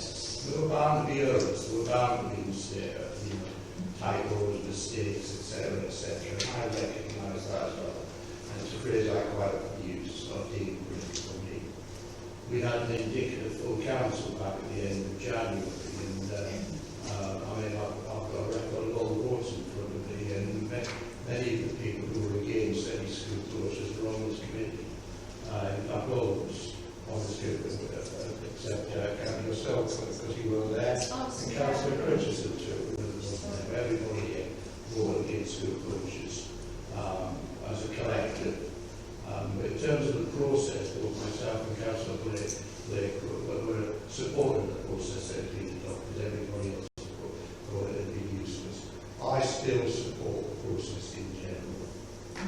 process is as good as it can have been.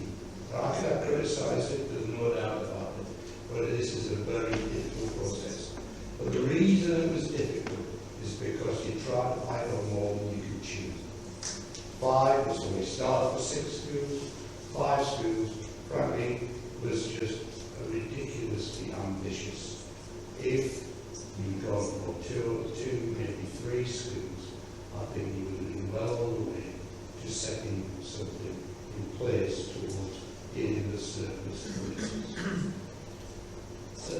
The problem is that, you know, I'm going to keep using these cliches, aren't they? You set the horse is running. Is that the phrase? You've opened the stable door. You know what I mean, don't you? I mix my metaphors all the time these days. You know, you posted the horse is running, etc. You know, and you've got people worried. You've got, you know, particularly for, as I alluded to earlier, Cowes Primary and Vauxhall Primary, they've been coming through this since 2013. You know, the other schools not so long. You know, but, you know, and I think it was Mr. Williams alluded to the fact that, you know, that all head teachers, staff and parents were all very bothered about this. That's nonsense, actually. The only people who are really bothered about this are the people who are affected by the 5 schools that are on the list. My local schools, nobody said anything to me. I know the head teacher well, the staff, I know the staff pretty well. I know, but many of the parents, they're not bothered. It's Barn Primary, if you want to know. You know, most because they're not on the list, and that's the thing. No matter who's on that list, there's going to be a protest. I remember Councillor Libby, 2013, it was the school next door. It was St Mary's. He was all over the media against closing St Mary's. Now he's all over the media against closing Oakfield. You know, I mean, that's just the way it is. If somebody says they're going to go to Barton and Marlborough, I will have to represent my parents. You know, it's as simple as that. But we're going to have to set that aside as a council. Now, we have a cabinet that's going to have to make a decision, on Thursday, whether to go ahead or not. We are able to make a recommendation. My personal view is that we should be supporting this process as far as it's been able, and that we should be seeking the cabinet to go ahead with at least a couple of the schools on this list. Some of the schools shouldn't be. I mean, I won't name them all, but one school in particular I would oppose is the way Brady has been treated throughout this entire process. Why is Brady in a school planning area for Sandown Bay, whilst the school 1 mile east of it, St Helens, is not in the same school planning area? It's an absolute nonsense. And now, given some of the deprivation issues there, I think Brady should be revisited. I'm not going to revisit Oakfield. If you haven't heard enough about Oakfield by now, you know, you must have had your head in a box somewhere. Councillor and parents have done the job. But I think there are certainly issues around Oakfield. Oakfield is a school in an area of deprivation comparable to the ward that I represent, Pine Barn in Newport. You know, that's an issue for Councillor Lilly and Councillor Drew, who's quiet in his opposition to the closure. In terms of Cowes has been treated massively unfairly. There are 4 schools in Cowes. 2 are academies. They don't want to play ball. So poor old Cowes Primary is the loser out of 2. And I think they've been treated unfairly. And that's why at full council back at the end of January, I wanted separate votes, because I would not vote ever for the closure at this moment in time of Cowes Primary, Brady Primary, and probably Oakfield Primary. But that does leave 2 schools that I think, frankly, are in a very difficult situation. And I'm sorry, Rodney, and I've said this to you repeatedly, I think that we could go somewhere to start addressing places in Vauxhall Primary and our own primary collective. So I'm going to make a formal proposal. I'm going to see if I get a second here. I probably won't, but I do this at times on a regular basis. I try and get a debate going because the rest of you won't do it. I was hoping people would bring a proposal up. I'm proposing that we recommend for council that we acknowledge acknowledge that the process has been difficult. However, that it has been good as it can possibly be, and that we recommend that they continue with the closure of no more than 2 or 3 schools. We don't need to name them, but that's my view. I'll give you one thing. If there's anyone who wants to support me, let's have the vote on that. I do have alternative. Okay, right, well that's good. That's what I would say. Thank you, Chair. I've got a proposal as well. Oh, okay. See now, now we're ready to talk about that. Councillor Lilly, let's Stimulated. Yeah, that's what you're there for. You know? That's what we do it for council. We can like double that. Councillor Lilly, let's hear, because as chair, I'd rather not have to put a proposal forward, but can I hear your proposal, please? Well, this is my proposal, and I'm happy for people to work on it and amend it, so it's just the first go. After detailed and careful scrutiny, corporate scrutiny is not convinced that the case to close the named schools, in particular Grading, Oakfield and Wroxham, is not evidenced sufficiently, and the community and social impact has not been sufficiently mitigated against in these school communities. There is clear evidence that the decision of closure will be legally challenged, appeals made to school adjudicator and possible judicial review. As it is already the end of March, corporate scrutiny is not convinced that all 5 schools will be closed satisfactorily by the end of August 2025 and to be of benefit for 2025-26 school year. Corporate scrutiny therefore recommends to the Cabinet that at least the 3 schools are not closed. So I would, and I know probably what Councillor Drew is going to say, as he's our legal in the room, I would be really careful with this of dealing with, if you're going to say that the process is flawed, then the process is flawed. Or if you are going to say, I don't think it's for this committee to select different schools, because the one thing we've all agreed on is we haven't seen enough criteria to make that recommendation on the individual schools. So I think if you're going to do it, you either say, my new proposal would be, I'm going to let Councillor Drew go first because he's a bit more people. If not, I will come in again. No, I would subject what you said. I think there is a risk when we're being too specific. But I certainly take the sentiment that Councillor Lilly has put forward, and I would agree with it. But I think we just need to be careful with the phrasing, because it may overreach potentially, and that would, I think, defeat the objectives.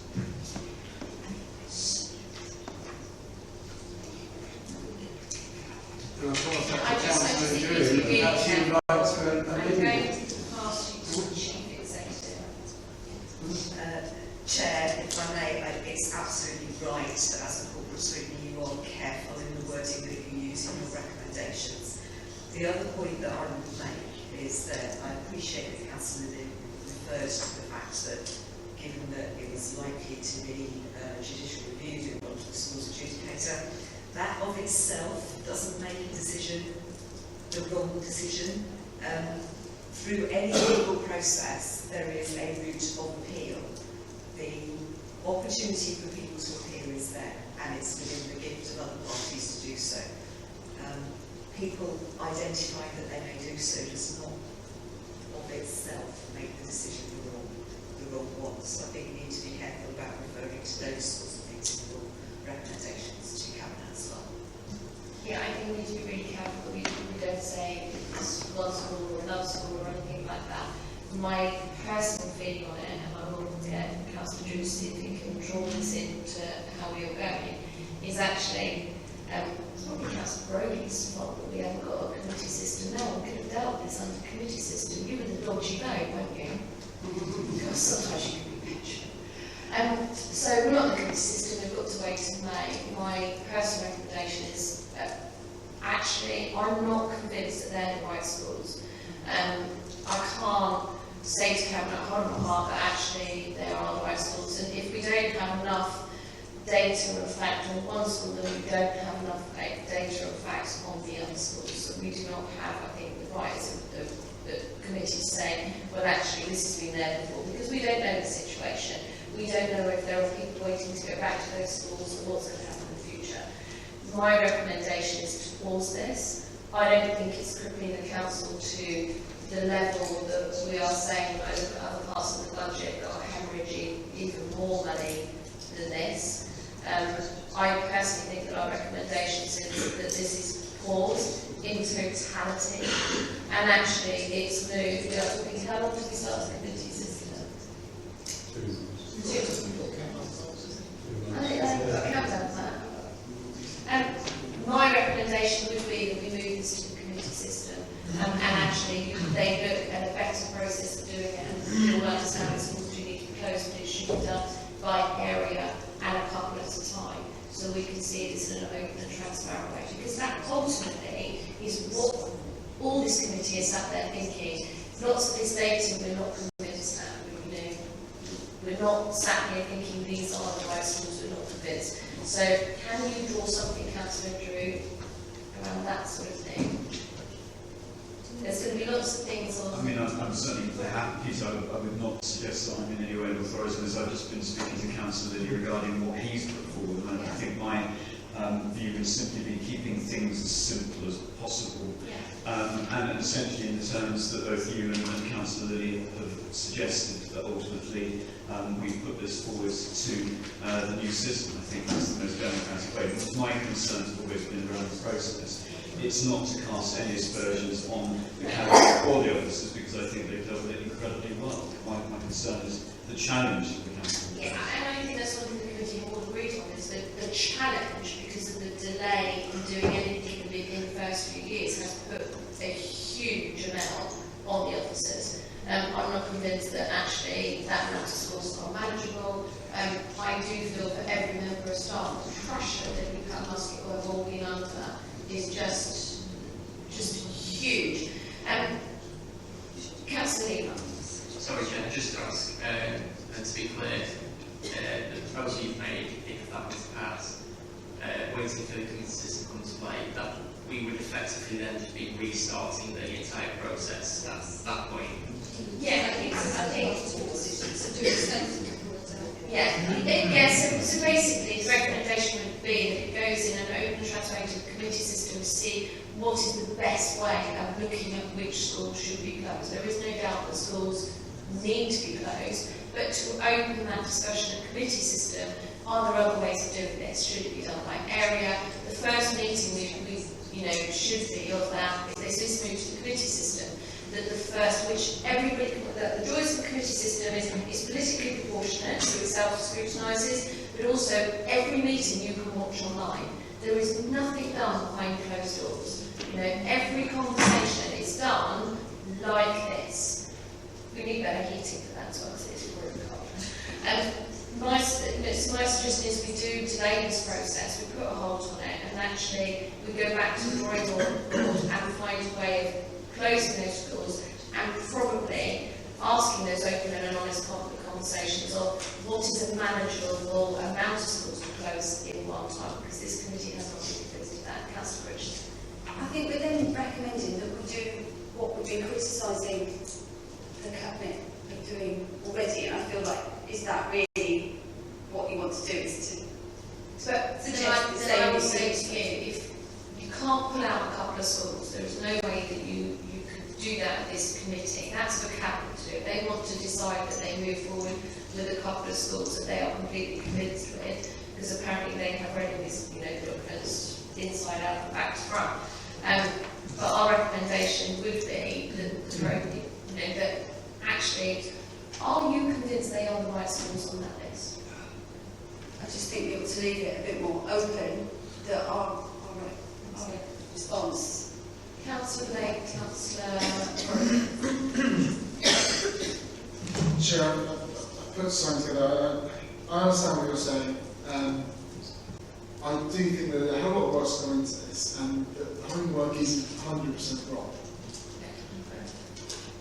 To that end, I've got a recommendation, and I'm again happy for alterations. So corporate scrutiny recognises the need to correct the situation that our children are subject to. However, it is not confident that it has seen enough evidence that it can safely say that Cabinet has the adequate information to close all 5 schools completely in the region. Therefore, it recommends the Cabinet that it carries through with closures where necessary. However, it gives serious consideration to the concerns of this committee and ensures it only closes the necessary amount of schools. No, because Cabinet was saying, well, they're all necessary. Councillor That might be your opinion. However, it's a recommendation that I certainly could support, and I'll tell you why. I think to just abandon it now would be irresponsible from this council. The amount of effort has gone into it by this council, with the well-reduced staff workforce in all areas, the efforts being put in with due respect by Councillor Bacon, who took on the rate of poker of this issue. I think that would be a big mistake to leave that. I think Councillor Bacon's proposal is a sensible one. If you recall, back in December, and I sat at the Cabinet meeting for that, I mean, it was an impressive performance by Councillor Bacon. They went through all 6 schools prior to the decision to statutory consult. All 6 schools. And one of them was pulled, gutted, on the basis of the force of argument over a period of time. Lobbying, all the rest of it, to the credit of former Councillor Susie Ellis, with a little bit of input for me because of Council's connections with art and primary schools. Thank you there as well. So yes, I think this recommendation frees up the Cabinet on Thursday to do what they did then, to go through each school, to have listened to everything that's been said tonight, but not to abandon everything entirely. But as I said in my off-the-cuff remarks, I believe that if I was a member of the Cabinet, I would be able to close 2 schools at least on that list, on the basis of the information that I have. You might all Which doesn't have a councillor for the area. Excuse me. People there want to see all the strict criteria, etc. I can make a decision on what I've seen. But just to abandon everything given then would be a major mistake and bring into serious disrepute, even more if it can be in any more disrepute, this council. So I formally second it. So what you're suggesting is when our recommendations, when it goes to Cabinet, that each school is looked at individually, taking on board all the comments from parents. Well, that's what will happen. Teachers, yeah, and they do it individually. Yeah, that's what will happen. That's But what not happens. absolutely. So the recommendation basically saying we do not want to vote on block. Chair, if I may, the Cabinet need to make a decision, of course, and they need to own that decision. What we have been asked as corporate scrutiny is to scrutinise whether we think they've got the adequate information to make that decision. We are not happy about that. However, that does not mean that the Cabinet we can tell the Cabinet that we think that decision is wrong, because they have got more information, they've discussed this more than us, they are in a better position to make this decision than us. I'm not happy that that decision is correct based on the information I've seen, but however, I'm not a Cabinet member, I'm not Councillor Bacon. If he is confident, as he says, that these decisions are correct, then he can go on Thursday and say that. He's elected into that position, he's perfectly entitled to make a decision. This recommendation allows him to close all 5 if he wants. Equally, it allows him to close none if he wants. This is us saying, we have done as much as we can, we've been given not much time to do it, but we've worked bloody hard to make sure that we've taken as much as we can in, but this puts the decision firmly back in, make sure the decision is in Councillor Bacon's hand, and there's no excuse for either way for us interfering with that decision. Councillor Drew. I have very broad sympathy with the proposal that Councillor Brody has put forward, because I think, sorry, Councillor Blake, with Councillor Brody, I apologise.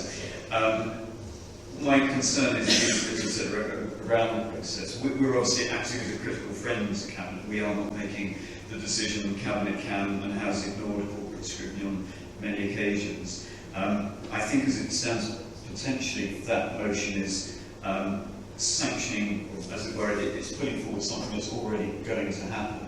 So I don't know whether you would accept an addition to that, which would be something in the reign of essentially that every member of Cabinet would undertake to give a narrative of their decision-making process surrounding that, because I think this is ultimately, as Mr. Whittaker has said, it's a balancing, and there are decision makers, and I think that would be possibly useful. As I say, I sat through, it was at 6.5 hours Cabinet in December. I mean, there was impressive performance by Councillor Beacon, has to be said. And the consideration of each school was in absolute detail, all 6 schools. And certainly the impression I got is that every Cabinet member, except Councillor Foley, who wasn't there, of course, had read the papers, had full understanding of what they were voting on, as far as anybody around this table has. And that, that's with great respect to you. As far as any of you have, they had it as similar, but probably more because of the briefings they would have had that you and I have not had. So I would imagine, Morgan, that would be repeated. Perhaps Councillor Bacon could give us that guarantee now that would happen. Yeah, I need to speak into 24 hours. He says yes. It's just a small point, Chair. In case of language that was used earlier on, caused anyone offence, I do think we do want to apologise. There was a word used. Oh, sorry. Just in case. Was I missed that? This is just it. It was, yeah, PG rated. I apologise.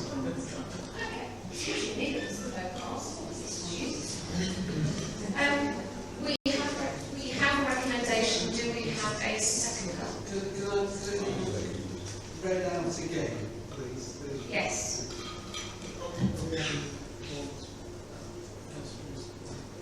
Yes.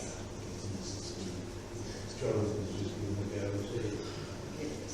I've taken out one of the words in the, so I'll read it again. Corporate scrutiny recognises the need to correct the situation that our children are subject to. However, it is not confident that it has seen enough evidence that it can safely say that Cabinet has the adequate information to close all 5 schools completely and immediately. Therefore, it recommends to Cabinet that it carries through with the closures where necessary. However, it gives serious consideration to the concerns of this committee and ensures it only closes the necessary schools. I take that to be amendment because I think that's not necessary. So we are in a position that we do have a position at the moment that we have a recommendation on the table and it has been seconded. So as chair, we have to move to the vote on that recommendation. Right. Do you want an amendment, Councillor, or is it the secretary? I have difficulty with the wording necessary. Yes. Because they should be making a decision on the evidence, right? And we're saying tonight that we're not sure that there's sufficient evidence on those schools, right?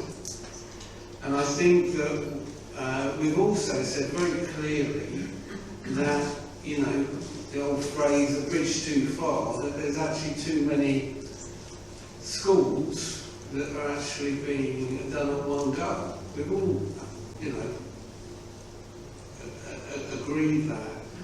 We've also said about the committee system, that actually we would prefer that to Cam, and particularly listening to the diocese and that. I feel that we need the involvement of our other partners within that. So I feel we sort of contradict if we're then saying putting the back to the cabinet.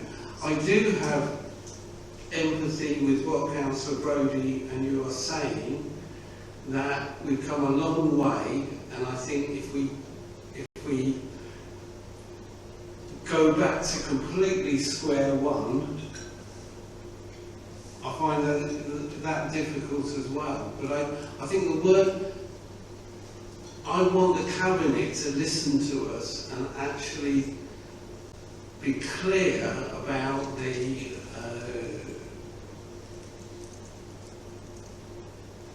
that they are listening to the diocese, they're listening to us, they're listening to parents and the school, and they're listening to those communities which are going to have to pick up the pieces. And I know that you have the feelings about that on the sort of communities, you know, and I think all of us have within that.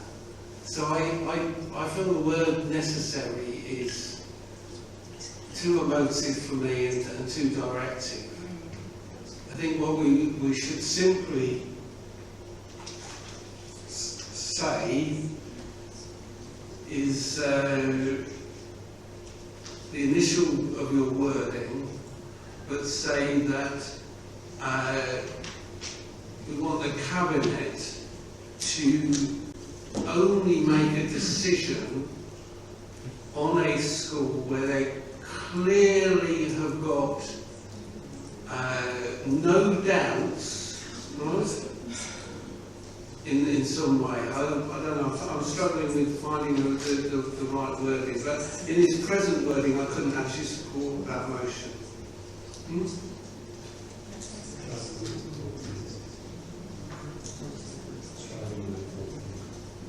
If I change the word, I totally get what you're saying about the word necessary. It is a very relative word, and I apologise for my lack of thesaurus in the diary to find the correct one. I mean, Councillor Brodie has suggested the word appropriate schools.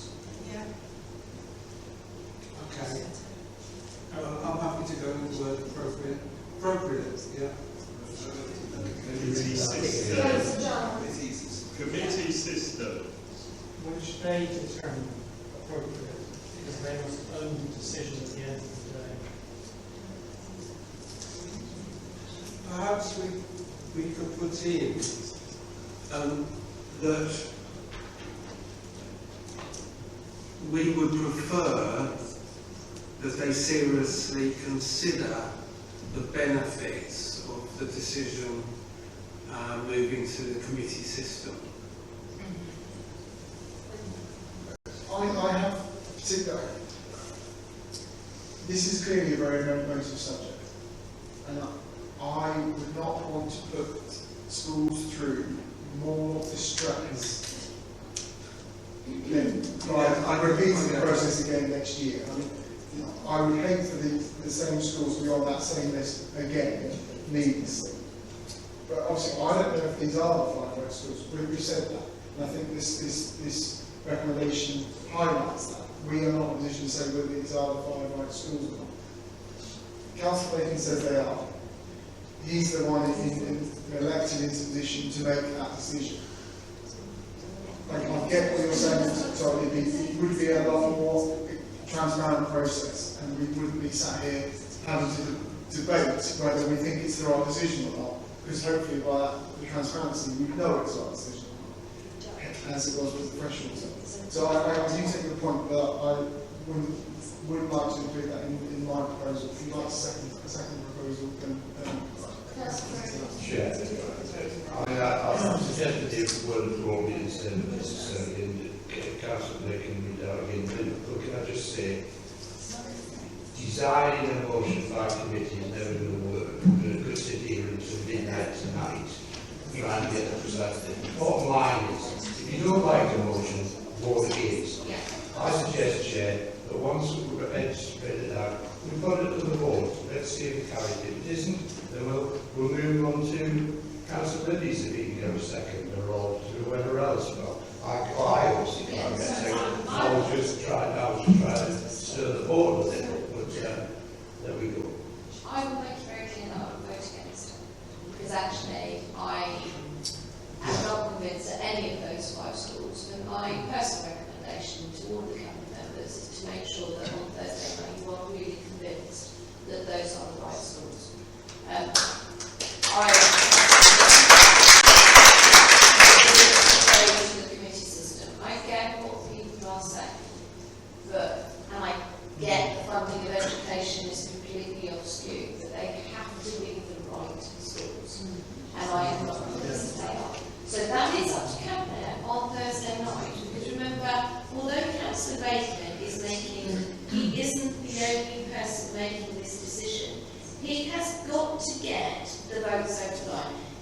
be nice to see all of the cabinet members there and all of them speaking on this decision. You know, that's what they need to do, not just sit there and put it all on Councillor Bacon's shoulders. They need to give their reasoning that they are happy with what is going on. My personal opinion, I will vote against it because I think it should have gone to the committee system. We do need to Thank you, Chair. And I think what you have in front of you is a recommendation to put to the vote. That relates to the system of governance that you are currently within, which is the Cabinet system. So you are rightly making a recommendation to Cabinet about the decision they may or may not make on Thursday evening. Your alternative proposal, and I've heard you use the word pause, I've heard you use the word defer. What you're actually doing with an alternative proposal is to say to Cabinet, make a positive decision not to close schools on Thursday night and ask the committee system to do it, but in recognition that you will be starting again from scratch. It's not a pause, it's not a defer. So the implications of that need to be really clear if you take a different recommendation to the one that you've got on the table to vote on. At the moment, the recommendation has to be voted on this as this committee. If that falls, then we will look to alternative recommendations. So I think I'll vote against it. But we have to do it as we are constituted to do it, and Councillor Brodie will have my guts for Garter if we don't do it the way we're meant to do it. So we have to vote on the recommendation is there. So, as I said, I'll be voting against it. Can we move to the vote? Can we have a name vote? Yes, we can have a name vote. My name's Ken. I'm just saying. So would you like to read it again, or would you? Yeah, that's fine. So, Corporate Scrutiny recognises the need to correct the situation that our children are subject to. However, it is not confident that it has seen enough evidence that it can safely say that Cabinet has the adequate information to close all 5 schools completely and immediately. Therefore, it recommends to Cabinet that it carries through with the closures where necessary. However,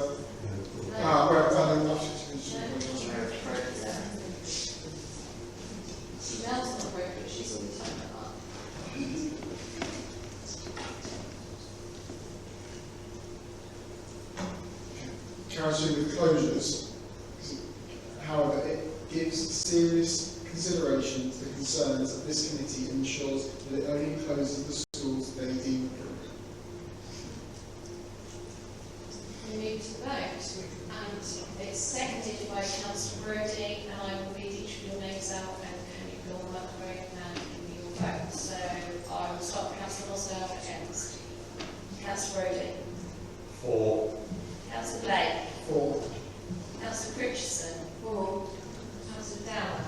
Against. Councillor Drew. Against. Councillor Jarman. Against. Councillor Lever. For.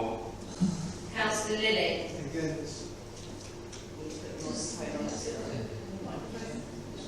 Yeah. Councillor Cook. Against. Yes.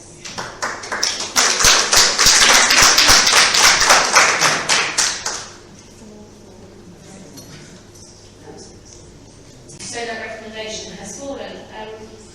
Councillor Jarman, can I just ask you, if, having listened and putting your head together, could you make an alternative proposal that can pass? Chair, I suggest that the most appropriate person would be Councillor Lilly. Oh yeah, Councillor Lilly, sorry. I'm getting just above myself now, sorry. Councillor Lilly. Going back to my original wording with some help from Councillor Drew, I say, after detailed and careful scrutiny, Corporate Scrutiny is not convinced that the case to close the named school is not evidenced sufficiently, and that the community and social impact has not been sufficiently mitigated against in these schools' communities. I would then go on, Corporate Scrutiny Committee therefore recommends to the Cabinet that the 5 schools are not closed, and it is referred to the new committee system. I think what Wendy Ferrer said is you have to add that the whole process is referred to the committee system. It takes those schools out of it and it goes back to scratch at the committee system. And the whole process is referred to the committee system. Councillor Drew. To the committee system, okay. Second. Councillor Drew is happy with that, and he has seconded. I will move to the vote. Can you turn your microphone on? Chair, can I ask for a name vote here? It will be a name vote. Can I also speak against the motion? You can speak against the motion. Well, yes, thank you, Chair. I think, as I said earlier, sometimes when you're a council, you have to make decisions or recommendations that are unpopular. That's what's happening on the cabinet at the moment with this whole issue. Just because we don't make decisions here, you need to show them the responsibility. And I'm getting a little worried that you're not. That you're acting on behalf purely of small sections of the island. The bottom line is the whole school system, private school system of the Isle of Wight needs to deal with surplus school places. And it's quite clearly evident, no matter which schools are on the list, there will be a campaign against it. And I admit it myself, I do it if it was in my local school. That's what happens. But sometimes people have to stand up against that. Now, if you are genuinely saying that in all those 3,000 pages that you all tell me you've read, or 3,000 pages, that you are not convinced that an argument that's been put for every single one of those schools, and I'm not saying it is everyone, but at least some of them, then you're being entirely disingenuous as far as I'm concerned. I don't know how you look in the mirror. I really don't know. I don't know how you will look in the mirror if you do that.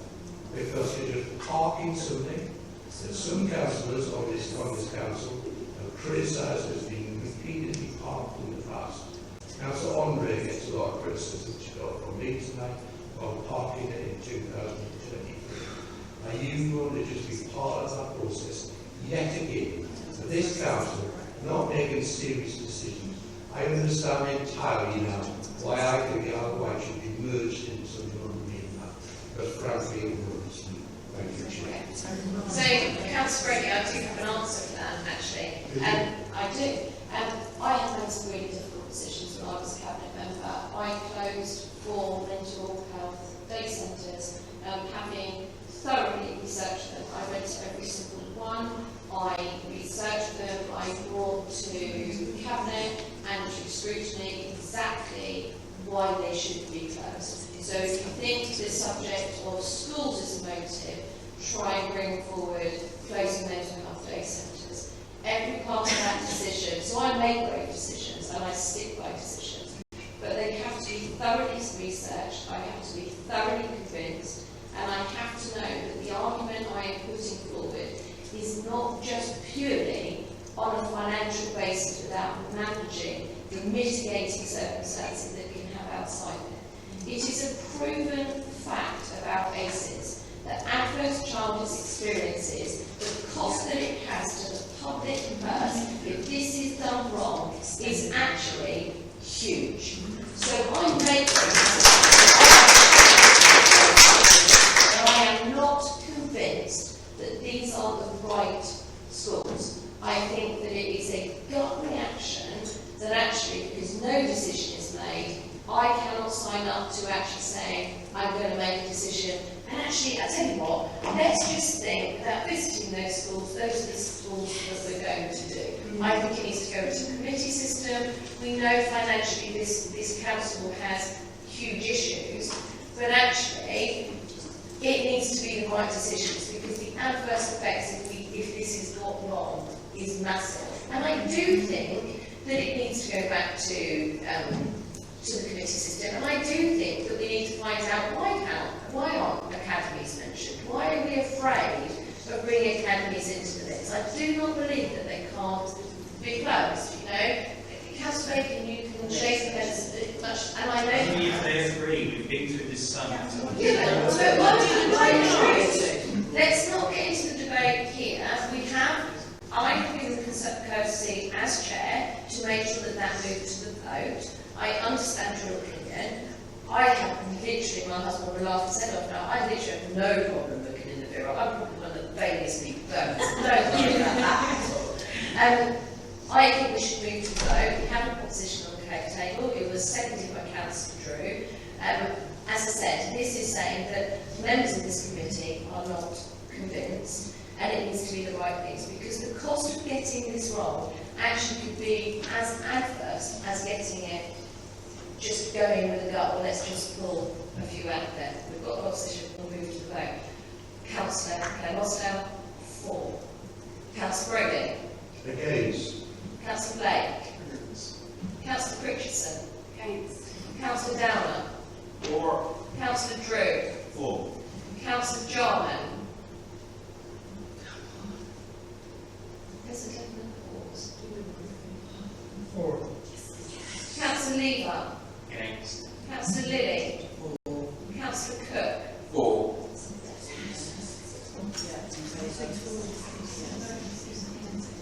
6-4. So that motion passes, and that will be the recommendation on Thursday to Cabinet. Thank you everyone for joining in this evening.